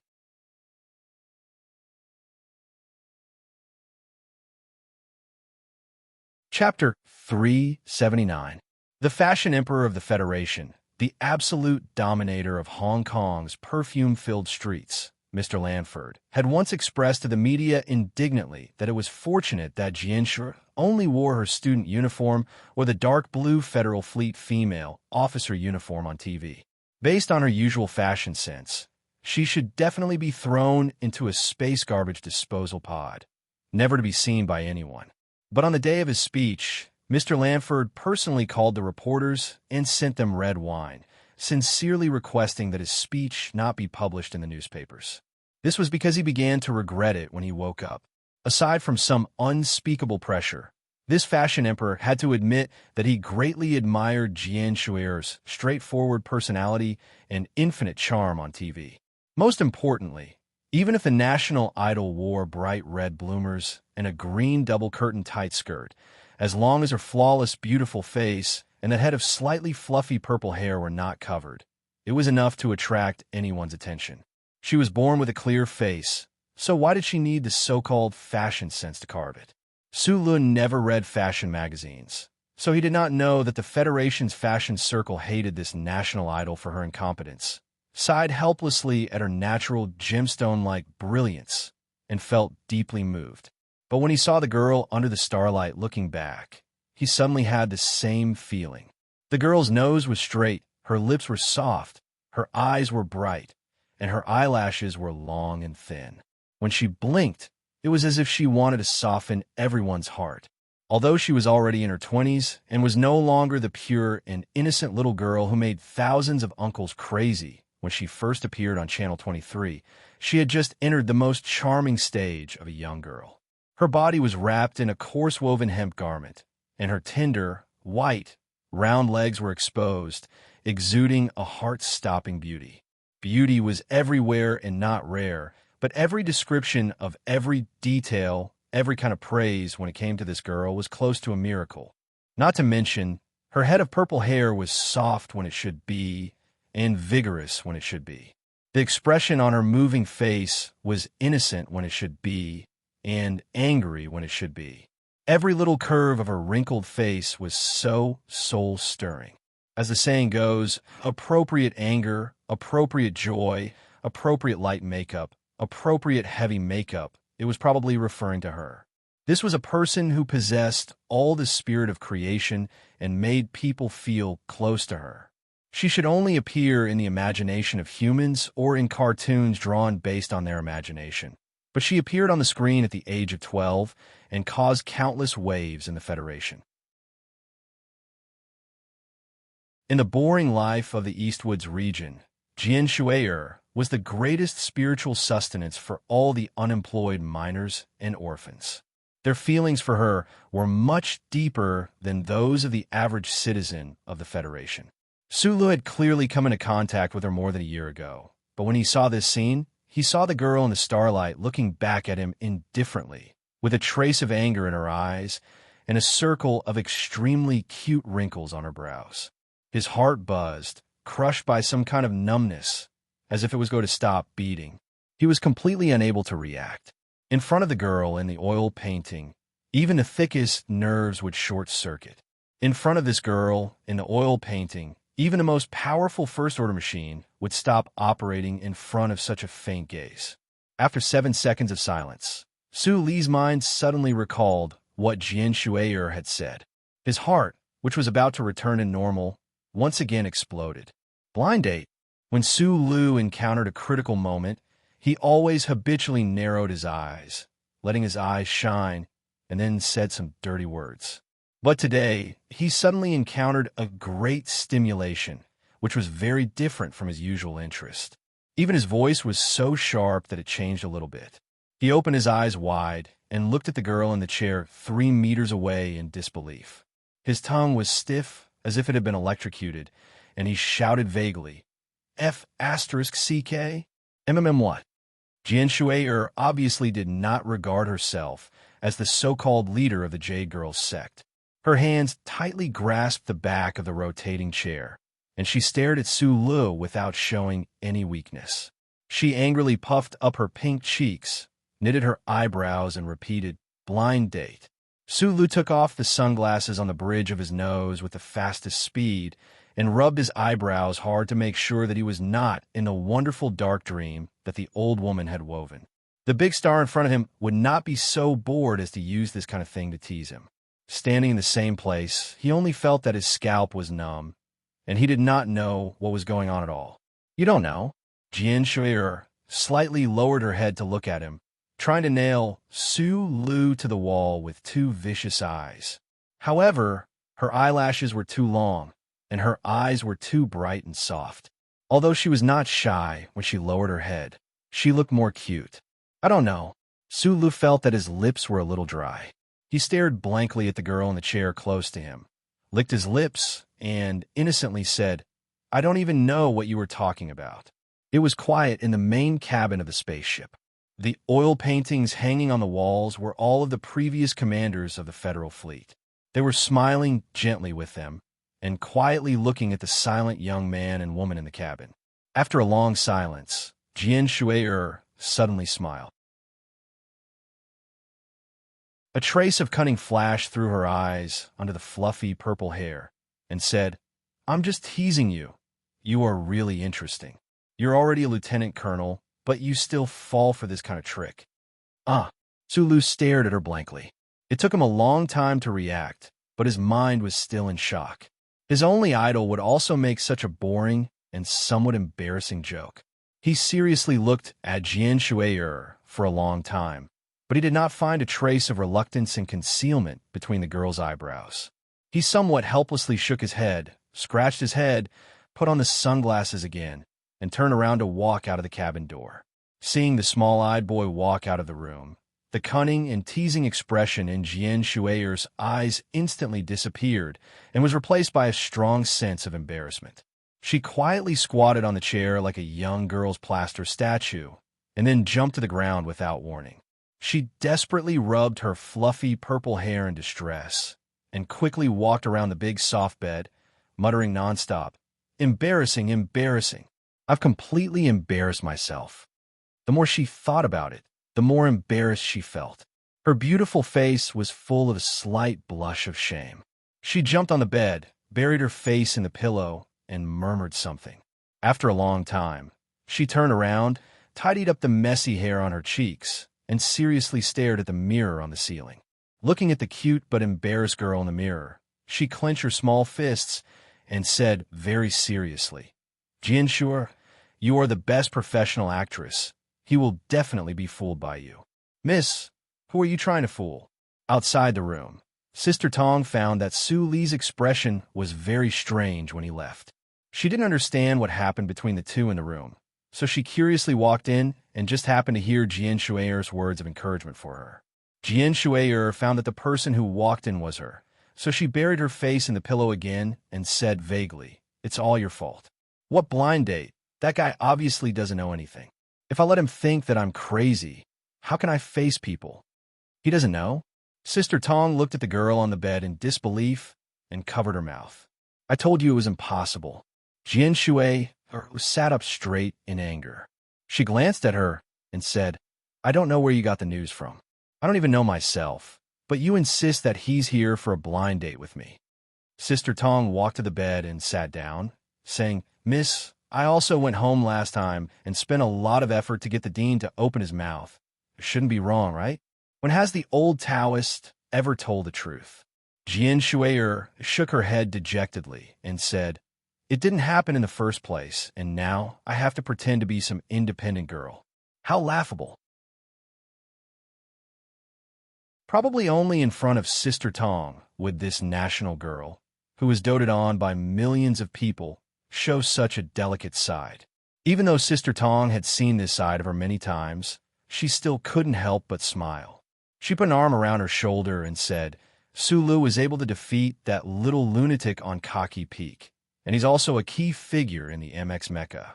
What's even more frightening is that during the last military exercise, I heard that even Du Xiaoqing was defeated by him. A person like this, why do you think the Department of Defense didn't send him to the front lines of the Westwoods to fight, but instead sent him here to be your bodyguard, miss?" Jian Shui'er rubbed the tip of her nose, bit her lower lip, and said hatefully, "Maybe it's because everyone thinks that I'm a jinx, so they can lure some people out and then let him kill them for military merit." "Nonsense," said Sister Tong helplessly. "Last time, after the first young master of the Li family married you, that old Taoist you were talking about really liked him. But for some reason, that madam kept stirring up trouble, which is why the family didn't speed up the pace. When she mentioned that madam, Sister Tong's eyes clearly showed disapproval and even anger. Jian Shui'er tugged at her clothes and said with her head lowered, "If you like that bamboo that's soft on the outside and hollow on the inside, then marry him yourself." "The first young master of the Li family is not as bad as you say," said Sister Tong helplessly. "If that bamboo is so good, then why were you so polite to that small-eyed lieutenant colonel?" asked Jian Shui'er with wide eyes. Sister Tong glanced at the deep starry sky outside the floor-to-ceiling window and laughed softly. "This one was personally chosen by that person, so of course he's not bad. Didn't they say that he's the illegitimate son of the old man?"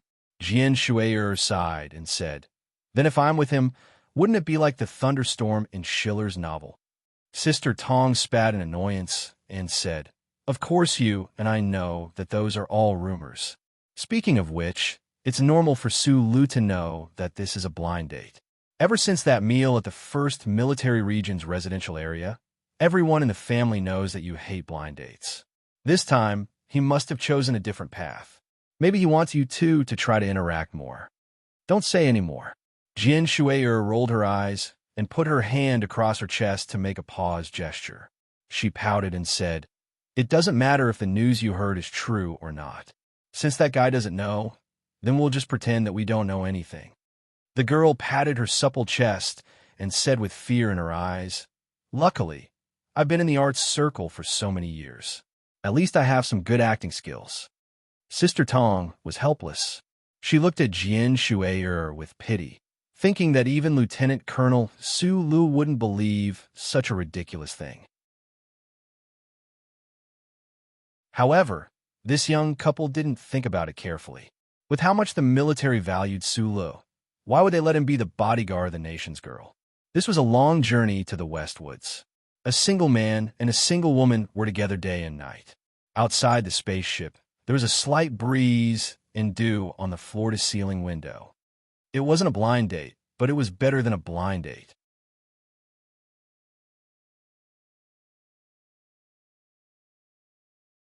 Chapter 380. Sulu walked out of the room with his head lowered. He gave instructions to the members of Team 7 who were guarding the exit. He then left the core area through the spaceship's quiet tunnel and went straight to the lower level of the spaceship. This was the newest second-level spaceship of the Federal Fleet, because it had not yet entered the battlefield. Although this was not its maiden voyage, it still had not been officially named. The interior of the spaceship was extremely spacious, but the living quarters occupied a limited amount of space. Sulu circled the gangway 3 times before he reached the bottom. Stepping on the hard composite floor, he tried his best to take a deep breath before he walked forward. There were quite a lot of people in the resting area. Other than the members who were on a mission, the rest of Team 7 were drinking and watching TV, killing the boredom of the long journey. The officers on the spaceship who were on duty, as well as the engineers and staff of the Victory Concert Performance Team, were also gathered here.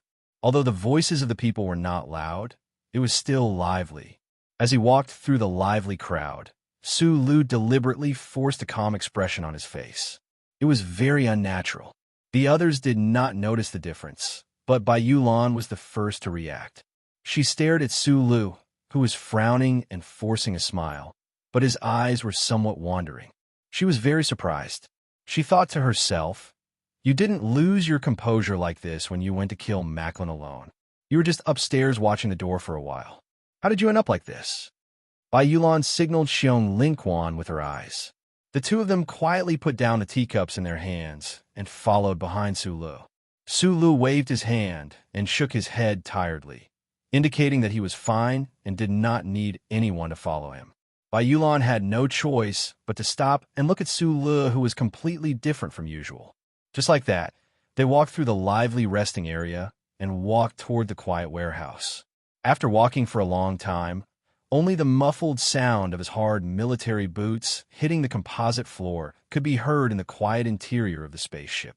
Sulu silently opened an electronic door beside him, walked in, and then quickly closed the door. There was no one else here, so it was absolutely quiet. Behind him was the laundry room, and hundreds of meters below him was the energy control room of the Federation's warship. Listening to the sound of rolling machinery, splashing water, and the low humming of the crystal engine of the warship below his feet, Sulu took off his sunglasses and wiped the cold sweat on his forehead. He felt that his legs were somewhat weak. The National Girl's proud acting skills in the art circle could not fool him. He behaved like a walking corpse, as if he had lost his soul like an idiot. Naturally, it wasn't because of her joke that hurt his self-esteem. The truth is that the real reason why his legs are weak and he is sweating while leaning against the cold wall of the Sundry's cabin is because he was in the room earlier. He suddenly thinks of what Li Xiuzhu said in the villa in Xiaoming Mountain and Li Xiaodong's weird expression in the autumn wind at the highway intersection. A crazy and absurd idea faintly emerges in his mind. This blind date. I'm afraid it really isn't a joke by a superstar. But this matter is too unreasonable. Sulu stared at the metal junk in front of him in confusion and muttered to himself in disbelief. Could it be that the Department of Defense is also a professional matchmaking agency? For many days after that, the journey to the West Woods on the warship was peaceful. Under the glory of the charter, even the boorish interstellar pirates would not be stupid enough to enter the Federation's star field. 3 days later, the warship finished accelerating in the star system and officially entered outer space. Even the low humming of the crystal engine could no longer be heard. The long journey in outer space was only boring silence. After the staff changed shifts, they would go to the living area to drink a few glasses of wine, play chess, chat, and watch TV and movies to pass the time. In addition to the staff of the performing arts team, the officers and the members of Group 7 were secretly looking forward to whether or not the National Girl, who was doted on by thousands of people, would come down the gangway to have fun with them. After traveling with the legendary Jian Shuai for more than a month, it would be a pity if they could not see the real face of this superstar with their own eyes. However, to their disappointment, since that day, the nation's girl locked herself in her room. No one knew how she spent her time alone in the bedroom, whether she felt lonely or whether she was bored looking at the unchanging background of the universe outside the floor-to-ceiling window. There were very few people who had the authority to enter the core area of the upper layer. Sister Tong and 2 female assistants were in charge of Jian Shuai's daily necessities. Other than that, only the 3 highest-ranking officers of the warship and 2 or 3 members of Group 7 were allowed to set foot in that forbidden area. Sulu had the authority to go up and ask about the loneliness of the National Girl, but of course he did not dare to go. He could even vaguely guess why Jian Shuai locked herself in her room.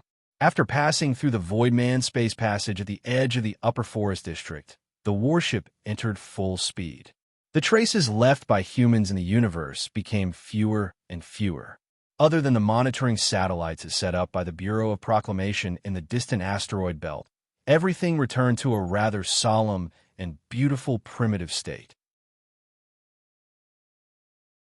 Jian Shui'er still did not come downstairs. The expectant crowd could not help but feel a little disappointed, but they were not too angry. After all, this was the national girl among the stars. It was natural for her to keep a certain distance from people like them.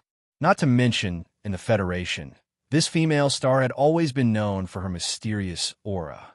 During these days, Su Lu did not allow himself to be idle. After leaving the security work to buy Yulan, he was very relieved to wander around the interior of the warship. In fact, it was not accurate to say that he was wandering around, because most of the time, he stayed in the top-secret multi-engine control cabin and the warship's control room. He was like a repairman, but also like a curious child, gently touching everywhere, and sometimes even using his nose to sniff. He carried a bag of buns in one hand and an electronic notebook in the other. He stayed in these important cabins of the Federation's warship for a day and a night. Only when he was tired would he go back to the living quarters to rest. He carefully studied the structure and details of the Federation's second-generation space warship, diligently copying and learning. When he encountered something he didn't understand, he would earnestly consult the mechanics on the warship. He even specially applied for a long-distance interplanetary encrypted communication line from the control room of the warship so that he could contact Shang Qiu, who was far away in the capital ring, with the information he came in contact with on the warship, requesting her technical support. The officers on the warship had always maintained a strong sense of vigilance and suspicion towards this outsider who entered and left the restricted area. They did not understand why the captain would issue an order to allow this person to enter and leave the most confidential area. It should be known that the area Su Lu entered and left involved the engines, transmissions, and weapons systems of the Federation space warships. These are the most confidential of secrets. This person was only the head of security at Whitewater Company. Why would he have such special authority? The normal officers did not understand why the captain had given Su Lu this authority. It was because they did not know that Su Lu was originally a lieutenant colonel of the Federation's General Assembly base and also had the Level 1 technical supervisor authority of Nutshell. As an engineer who had made great contributions to the new MX mecha model of the Federation, when he expressed his curiosity about the three major systems of the warship, the captain had no qualms about giving him this authority. Fortunately, Su Lu spent most of his time in the process of studying, visiting, and researching. Other than occasionally asking the mecha operator for advice, he was exceptionally quiet and silent most of the time. He definitely did not disturb the normal operations of the warship, and his face always carried a sincere and amiable smile. As time passed, the officers and soldiers on the warship had also gotten used to the existence of this strange person. In the database of Professor Xinyulan at the Husk Institute, Su Lu had once studied a great deal of material science knowledge. In order to wake him up, the Federal Central Computer had once forced many intricate blueprints into his mind. Now, on this long journey aboard the Federation's most advanced warship, it gave Su Lu the perfect opportunity to compare the theoretical knowledge in his mind with practical experience. Of course, he would not miss this opportunity. The comparison between the multi-engine systems of the space warship and the dual-engine systems of the MX Mecha was the focus of his research these past few days. The operating principles and compatibility of the three major systems of the warship were also things he was concerned about. The reason why he was so obsessed with studying these things was not only because of his professional instincts as an engineer, but also because of the influence of his childhood dreams. Before he was forced to flee Donglin, he, who had been regarded as a mecha engineering genius by his uncle, his greatest wish in this life was to become a mecha operator under the command of a female captain of a Wayswell warship. Other than that, he wanted to enter the Nutshell Corporation as an engineer. The captain of this second-level Federation warship was indeed a lady, but she was already over 40 years old and had a poker face. Speaking of which, in the cabin on the second floor was the most famous girl in the Federation, the purple-haired captain, although she definitely would not really command a space warship. Su Lu abruptly came to his senses and quickly rubbed his slightly hot face. He knew that he had been thinking about the wrong things again. In the past few days, he had often been thinking about the wrong things. A light beeping sound rang out. The soldiers who were monitoring the warship's energy status in the third control room reflexively glanced at the buzzing warning lights. With practiced ease, they temporarily stopped what they were doing, leaned against the wall, and fastened their standing seatbelts. B-1288 countdown to warp. All the visual windows of the space warship were automatically closed by a 3-layer composite panel made of polymer materials and manganese potassium alloy. Following the clear electronic female voice's countdown, the normally operating warship suddenly vibrated. This vibration was not strong, but it was more like a massage. No wonder those soldiers were still in the mood to chat about the movie they watched last night while leaning against the wall. Sulu felt for the electronic notebook in his pocket and used his fingers to grip the seatbelt in front of his chest. He narrowed his eyes to look at the black composite panel by the window. He had already experienced this type of warp many times, so it was not new to him, and he did not have any thoughts of fear. He was just immensely curious as to what the three-dimensional warp hole outside the warship looked like. If it were not for those high-strength panels covering it, would he be able to see the legendary, most beautiful, spontaneous energy ray turbulence with his naked eyes?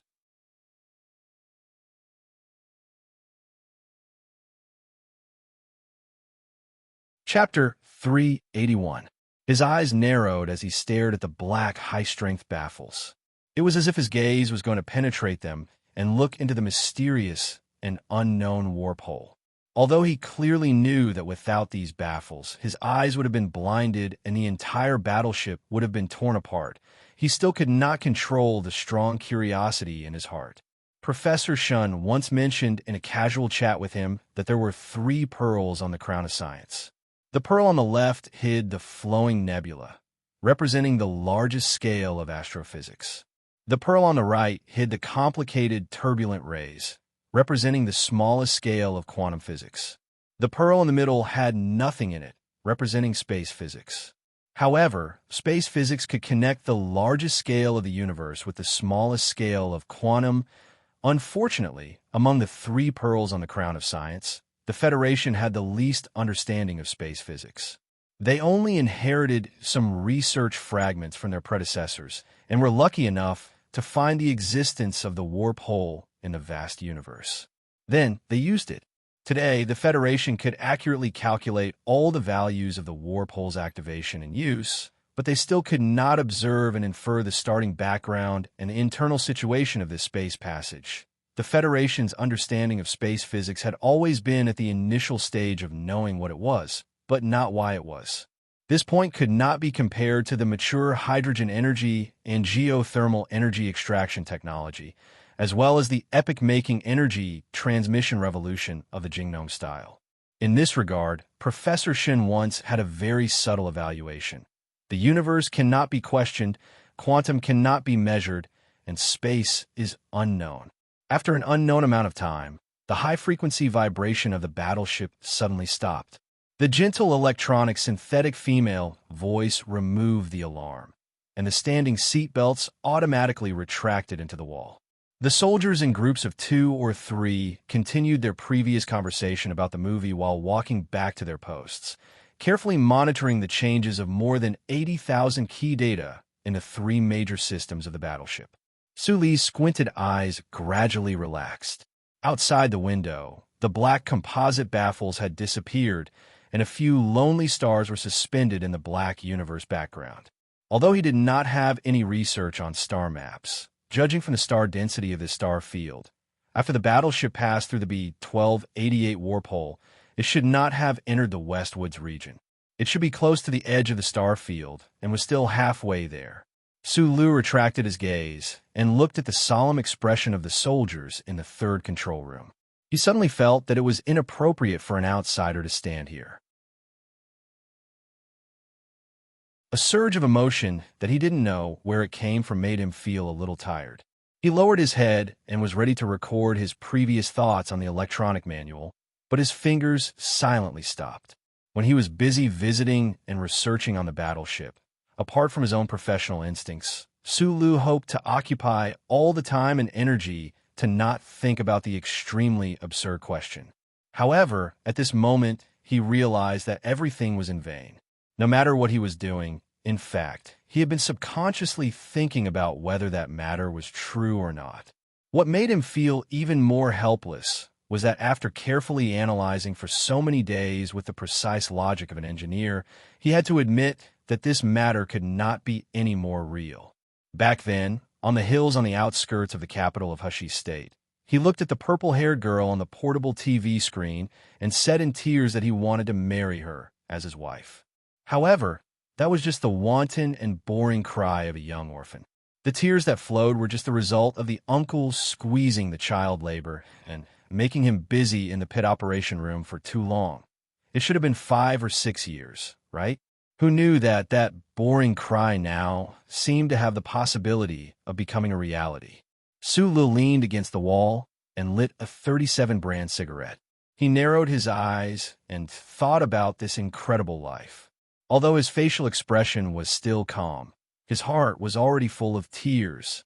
The peaceful life of the Federation battleship, as the density of stars in the universe outside the ship gradually increased, was shattered by an unexpected incident. On this day, at 3 o'clock sharp, the members of Team 7, Gu Shichuan and Lu Jiao, were talking excitedly in the living quarters. Previously, when they were on duty upstairs, they faintly heard what seemed to be the sound of an intense argument coming from a room. As security personnel, it was very unprofessional of them to talk about their employer's rumors. However, Team 7 was a combat team, after all, and did not have much professional ethics.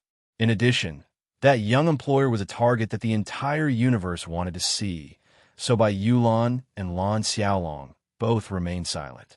Sula did not go to the lower engine compartment to visit today. Instead, he sat on the sofa listlessly. He listened for a long time, but he still did not know who Jian Shui'er was arguing with upstairs and why. Right at this moment, the sound of footsteps came from the gangway up ahead. Ever since Jian Shui'er boarded the ship, other than a few people, no one had come down from the gangway. The people in the living quarters subconsciously looked up, thinking that it was probably Sister Tong coming to get the coffee.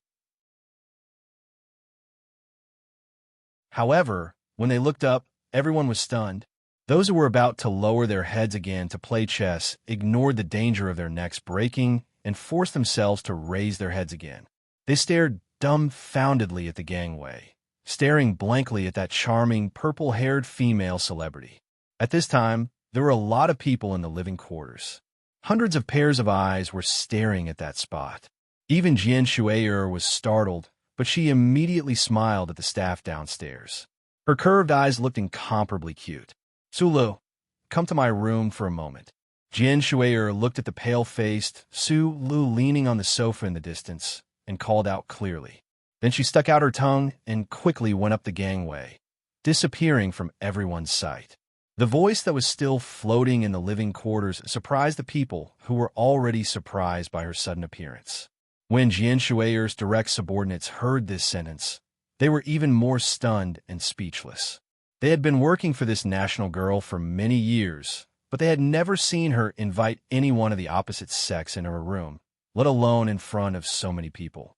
Lan Xiaolong held his chin and stared blankly at the gangway. He asked Bai Yulan next to him, "Is the supervisor very close to her?" Bai Yulan shook her head and said, "I don't know." Sula stood up with some confusion. He scratched his head and put on his sunglasses.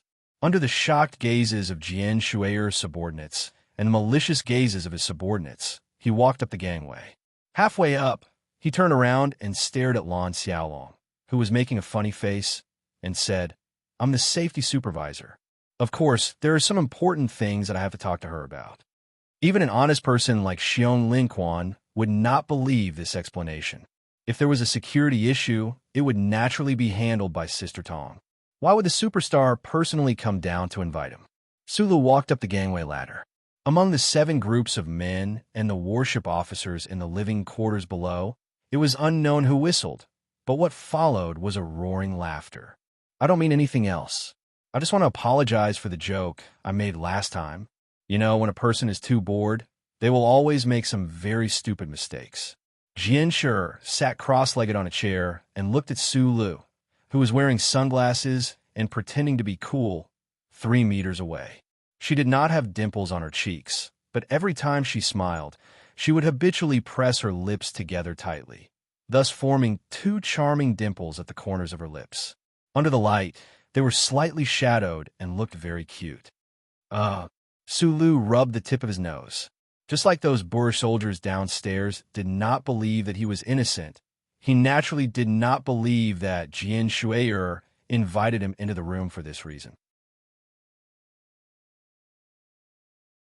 In contrast, he would rather believe that she had locked him in the room for too long and was too bored, so she called him over to chat.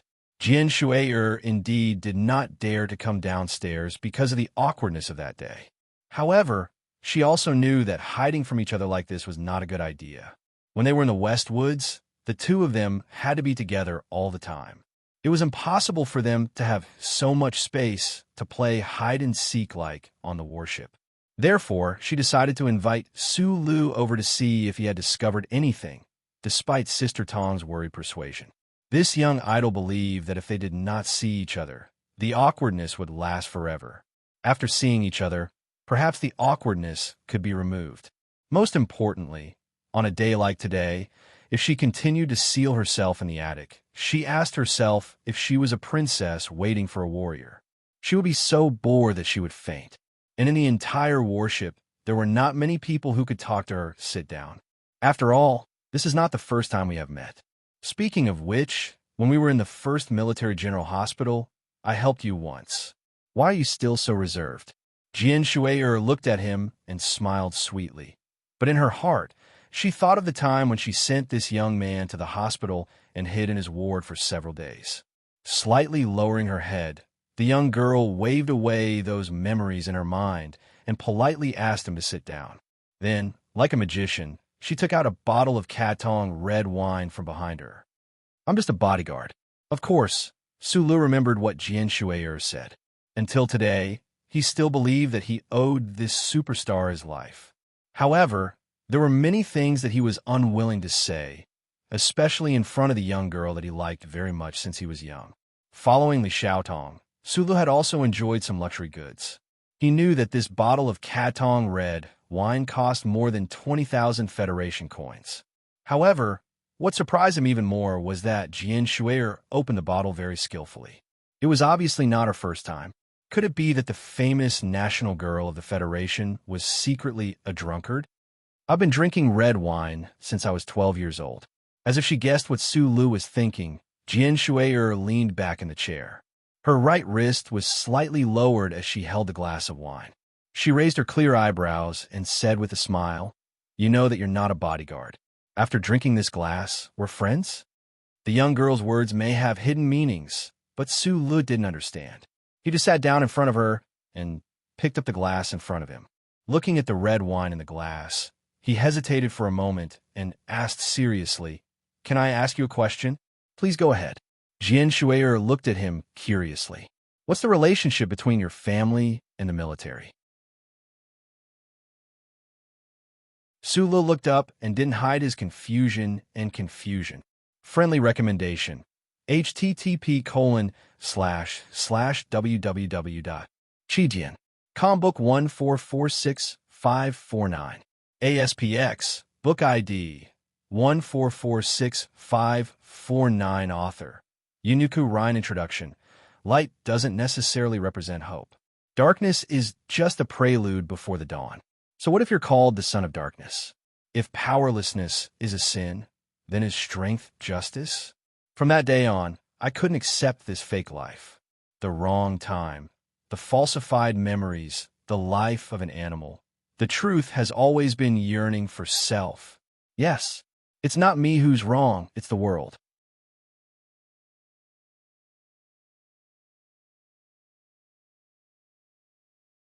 Chapter 382. The Ministry of National Defense had become a professional matchmaking agency, and the newest warship was specially assigned to Jian Shui'er. From the many details that he had access to, Sulu had long been suspicious of Jian Shui'er's background. However, as far as he knew, there was no one in the upper echelons of the federal military with the surname Jian. There also seemed to be no one in the previous governments that could be suspected, so he was puzzled. Is this very important? Jian Shui looked at him seriously. Although she knew that he was an officer that the military focused on nurturing and had even received recognition from somewhere, the pressure of her birth since she was young still made her a little sensitive to any inquiries in this regard. Su Lu lowered his head and looked at the red wine in his glass. He thought that if they were just friends, there was no need for him to know about this. The problem was that for a person like him to become friends with the most popular idol in the Federation, it was no less difficult than Shi Qinghai and Tai Ziyuan going to visit prostitutes with their arms around each other's shoulders. If it was really a blind date, the girl's family background would naturally be the most important thing to check. He raised his head and remembered that the other party had taken back what she said about the blind date and refused to admit it. Naturally, he didn't have the face to continue asking. He could only silently take a sip of the wine, savoring the light and slightly sour taste in his mouth. He didn't know what to say. The silence in the room made the atmosphere a little strange. Jian Shui crossed her legs and leaned against the round-backed chair.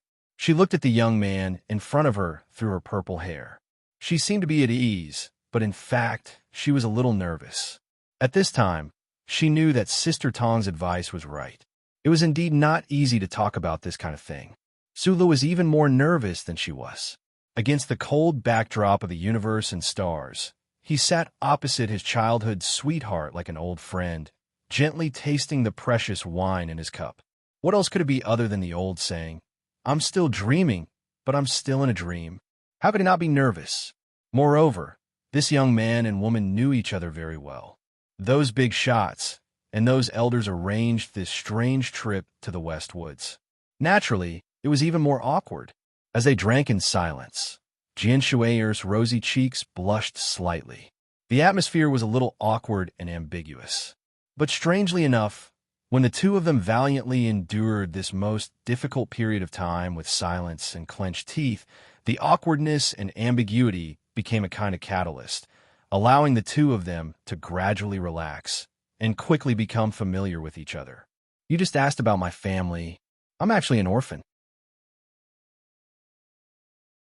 The reason why my surname is Jian is because I was picked up."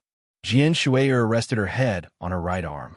She looked at Su Lu with her dark eyes and said, "I don't know who my father is or who my mother is. I only know that they died not long after I was born."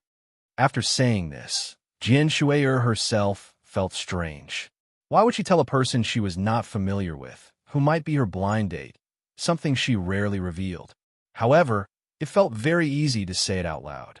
She suddenly remembered that nearly 2 years ago, in that hospital full of sunshine, when she looked at Su Lu in the wheelchair, she seemed to have an inexplicable feeling of closeness. Su Li's hand holding the wine glass was slightly stunned. He lowered his head and was silent for a moment. Then he forced a smile and said, "Then I'm better than you. When my parents died, I could already remember things, but when my poor little sister left, she didn't remember anything." When talking about the most unforgettable past in their lives, but rarely shown to others, the distance between the two of them seemed to be a little closer. Especially Su Lu. He peeked at the face of the girl in the chair from the corner of his eyes. Just like when he was watching a concert in Linhai, he remembered many things in Donglin and his lovely little sister, Xian Yi. "I was on TV when I was 12, and then I started drinking red wine. Fortunately, I didn't drink until I became an idiot." Jian Shui rubbed her fluffy purple hair and said with a smile, "Otherwise, Judge Ying wouldn't have ruled against the UNICEF that year." Of course, Su Lu remembered this part of the story. He looked at Jian Shui's face, which was so close, and suddenly found that he couldn't find any adjectives to describe this girl's beauty. It was a little lighter than bright and beautiful beyond measure, but a little stronger than indescribably beautiful. "You are really cute." Sula nodded and said seriously. He thought that a real warrior should dare to face a brilliant life and a beautiful face. "I hate it when people call me cute, because film critics always say that I only know how to pretend to be cute." Jian Shui pursed her lips, and her smiling eyes narrowed into 2 curved lines. She said, "The problem is that I was born cute. Why would I need to pretend to be cute?" Su Li's body stiffened. He was shocked by the girl's invincible expression until his mouth was dry. He instantly recalled a dream he had once had, the most beautiful dream in his mind. In a dream, he was in a simple primary school in a mountain village. He was walking on the stone path in the classroom for some reason, and beside him was a pretty girl wearing a pair of sunglasses. In the classroom, the national girl named Jian Shui'er was playing the accordion, leading a group of tone-deaf children to softly sing a song called Red River Valley. From time to time, she would look out the window and smile at him. The content of the dream was very simple. Su Lu just kept walking outside the classroom, but his heart was filled with happiness and joy that he had never felt before. In the dream, the national girl sat by the accordion and smiled at him. At this time, Jian Shui'er was smiling at him like this in reality. Su Lu suppressed the waves of emotions in his heart, looked down at the military watch on his wrist, and waited for the number to change on the screen. Jian Shui'er looked at him curiously, holding a wine glass. She didn't know why he was silent at this time. When the number returned to 0, it meant that one night had passed by the Federation's standard time. Regardless of whether Donglin was bored all year round, or whether S3 was still snowing in the Federation's standard time, it was already a certain day in the late autumn of the 68th year of the constitutional calendar. This day was very ordinary. In the history of the Federation's news channel, it was very difficult to find any major event that shook the universe on this day. But for the Federation's expeditionary army and the girl in front of him many years ago, this was a very special day. Su Lu raised his wine glass, looked seriously at Jian Shui'er, and said, "I wish you a happy 19th birthday." Jian Shui'er looked at him in shock and covered her mouth in disbelief. After a long time, she asked hesitantly, "How did you know? If you didn't want to have a lonely 19th birthday, you wouldn't have the courage to ask me to come in for a drink and chat." Su Lu thought to himself. He scratched his head and explained awkwardly, "I know your date of birth, I know your shoe size, I know your favorite dark chocolate fishman, I even know." He immediately shut up and didn't stupidly report Jian Shui'er's measurements. Jian Shui'er was the most reclusive female celebrity in the Federation. She didn't even accept interviews, and she didn't even have a management company. Naturally, it was impossible for her to report her measurements to the public. This measurement was obtained by a senior editor of a men's magazine after 3 months of tracking the TV series. It was said to be very authoritative. Jian Shui'er put down her wine glass in disbelief. She didn't expect that this legendary lieutenant colonel in front of her was one of her loyal fans. Although her fanatical fans were all over the Federation, she knew very well that Su Lu was not an ordinary person. Su Lu finished the wine in his glass in one gulp and scratched his head helplessly. He used the wine to boost his courage, but in the end, he didn't have the courage to say that he had liked her since he was a child, so it turned into a somewhat stupid sentence.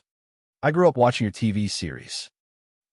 Jian Shui'er was stunned and couldn't help but spit out the wine. She laughed out loud, but when she found that she had spat the wine all over Su Li's face, she couldn't help but blush. She quickly jumped off the chair, found a handkerchief, and handed it to him. For the first time in his life, Su Lu learned to look at her with hidden bitterness. He knew that he had said something wrong, but what he said was actually the truth. However, facing Jian Shui'er, who had spat wine all over his face, he couldn't complain, and he couldn't get angry. So, as a pure man, he could only hold a hidden bitterness. Speaking of which, Jian Shui'er had acted as an orphan girl in that family comedy when she was not even 12 years old. Su Lu was only 2 years older than her, which meant that when he was 13 years old, he had started to look at the purple-haired girl on the TV screen, starting a love affair that was countless light years away. After tidying up, Jian Shui'er magically conjured another bottle of Katong red wine. She raised her glass to Su Lu and said very seriously, "Thank you for helping me celebrate my birthday." Just as she said this seriously, she thought of the previous scene and couldn't help but giggle again. Su Lu said awkwardly, "Actually, there are people everywhere in the Federation who remember your birthday." Jian Shui'er slowly took a sip of wine. Her eyes were unusually bright. and she quietly looked at the small-eyed boy in front of her. She felt that things in the world were really strange. This wasn't a meeting between an audience and an idol, nor was it a movie about bodyguards. She knew that there wasn't much of a difference between her and Sulu, and he wasn't really an ordinary bodyguard or an admirer. Perhaps it was the effect of the red wine, but Sulu finally relaxed a little.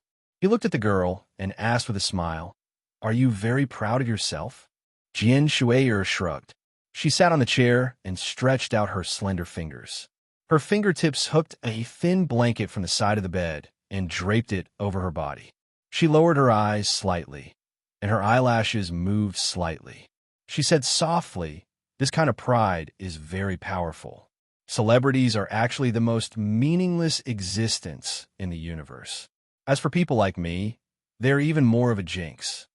Besides the faint self-deprecation in the girl's voice, there was also a trace of loneliness that didn't match her age. Sula listened quietly and said silently in his heart, "No, at least you've satisfied the spiritual life of many people like me, like this uncle, like those miners in Donglin who have nothing to do. Tell me about yourself. To be honest, I'm really quite curious." Jian Shui'er finished the red wine in her glass and looked at him with a smile. Her appearance was very moving. Sulu raised his glass in surprise and looked at the starlight outside the window for a long time in silence. Since escaping from Donglin, because of a certain identity that he couldn't see the light of day, he had never recklessly thought about his past. Today, on Jian Shui'er's birthday, did he need to make an exception? Regarding the plot with Jian Shui'er, everyone, please don't complain that it's too long. Don't be anxious. First, it's not easy to write. Second, it's foreshadowing. Third, as a wretched uncle who loves to read romance novels, please allow me to occasionally enjoy the pleasure of writing romance novels. Can we make a deal? I miss drumsticks. Also, continue to call for recommendation votes. The feeling of last week's promotion was really good. It's really good that everyone is good. You're tuning in to the Warrior Lore YouTube channel. Don't forget to subscribe and join us on this journey to catch the most captivating stories.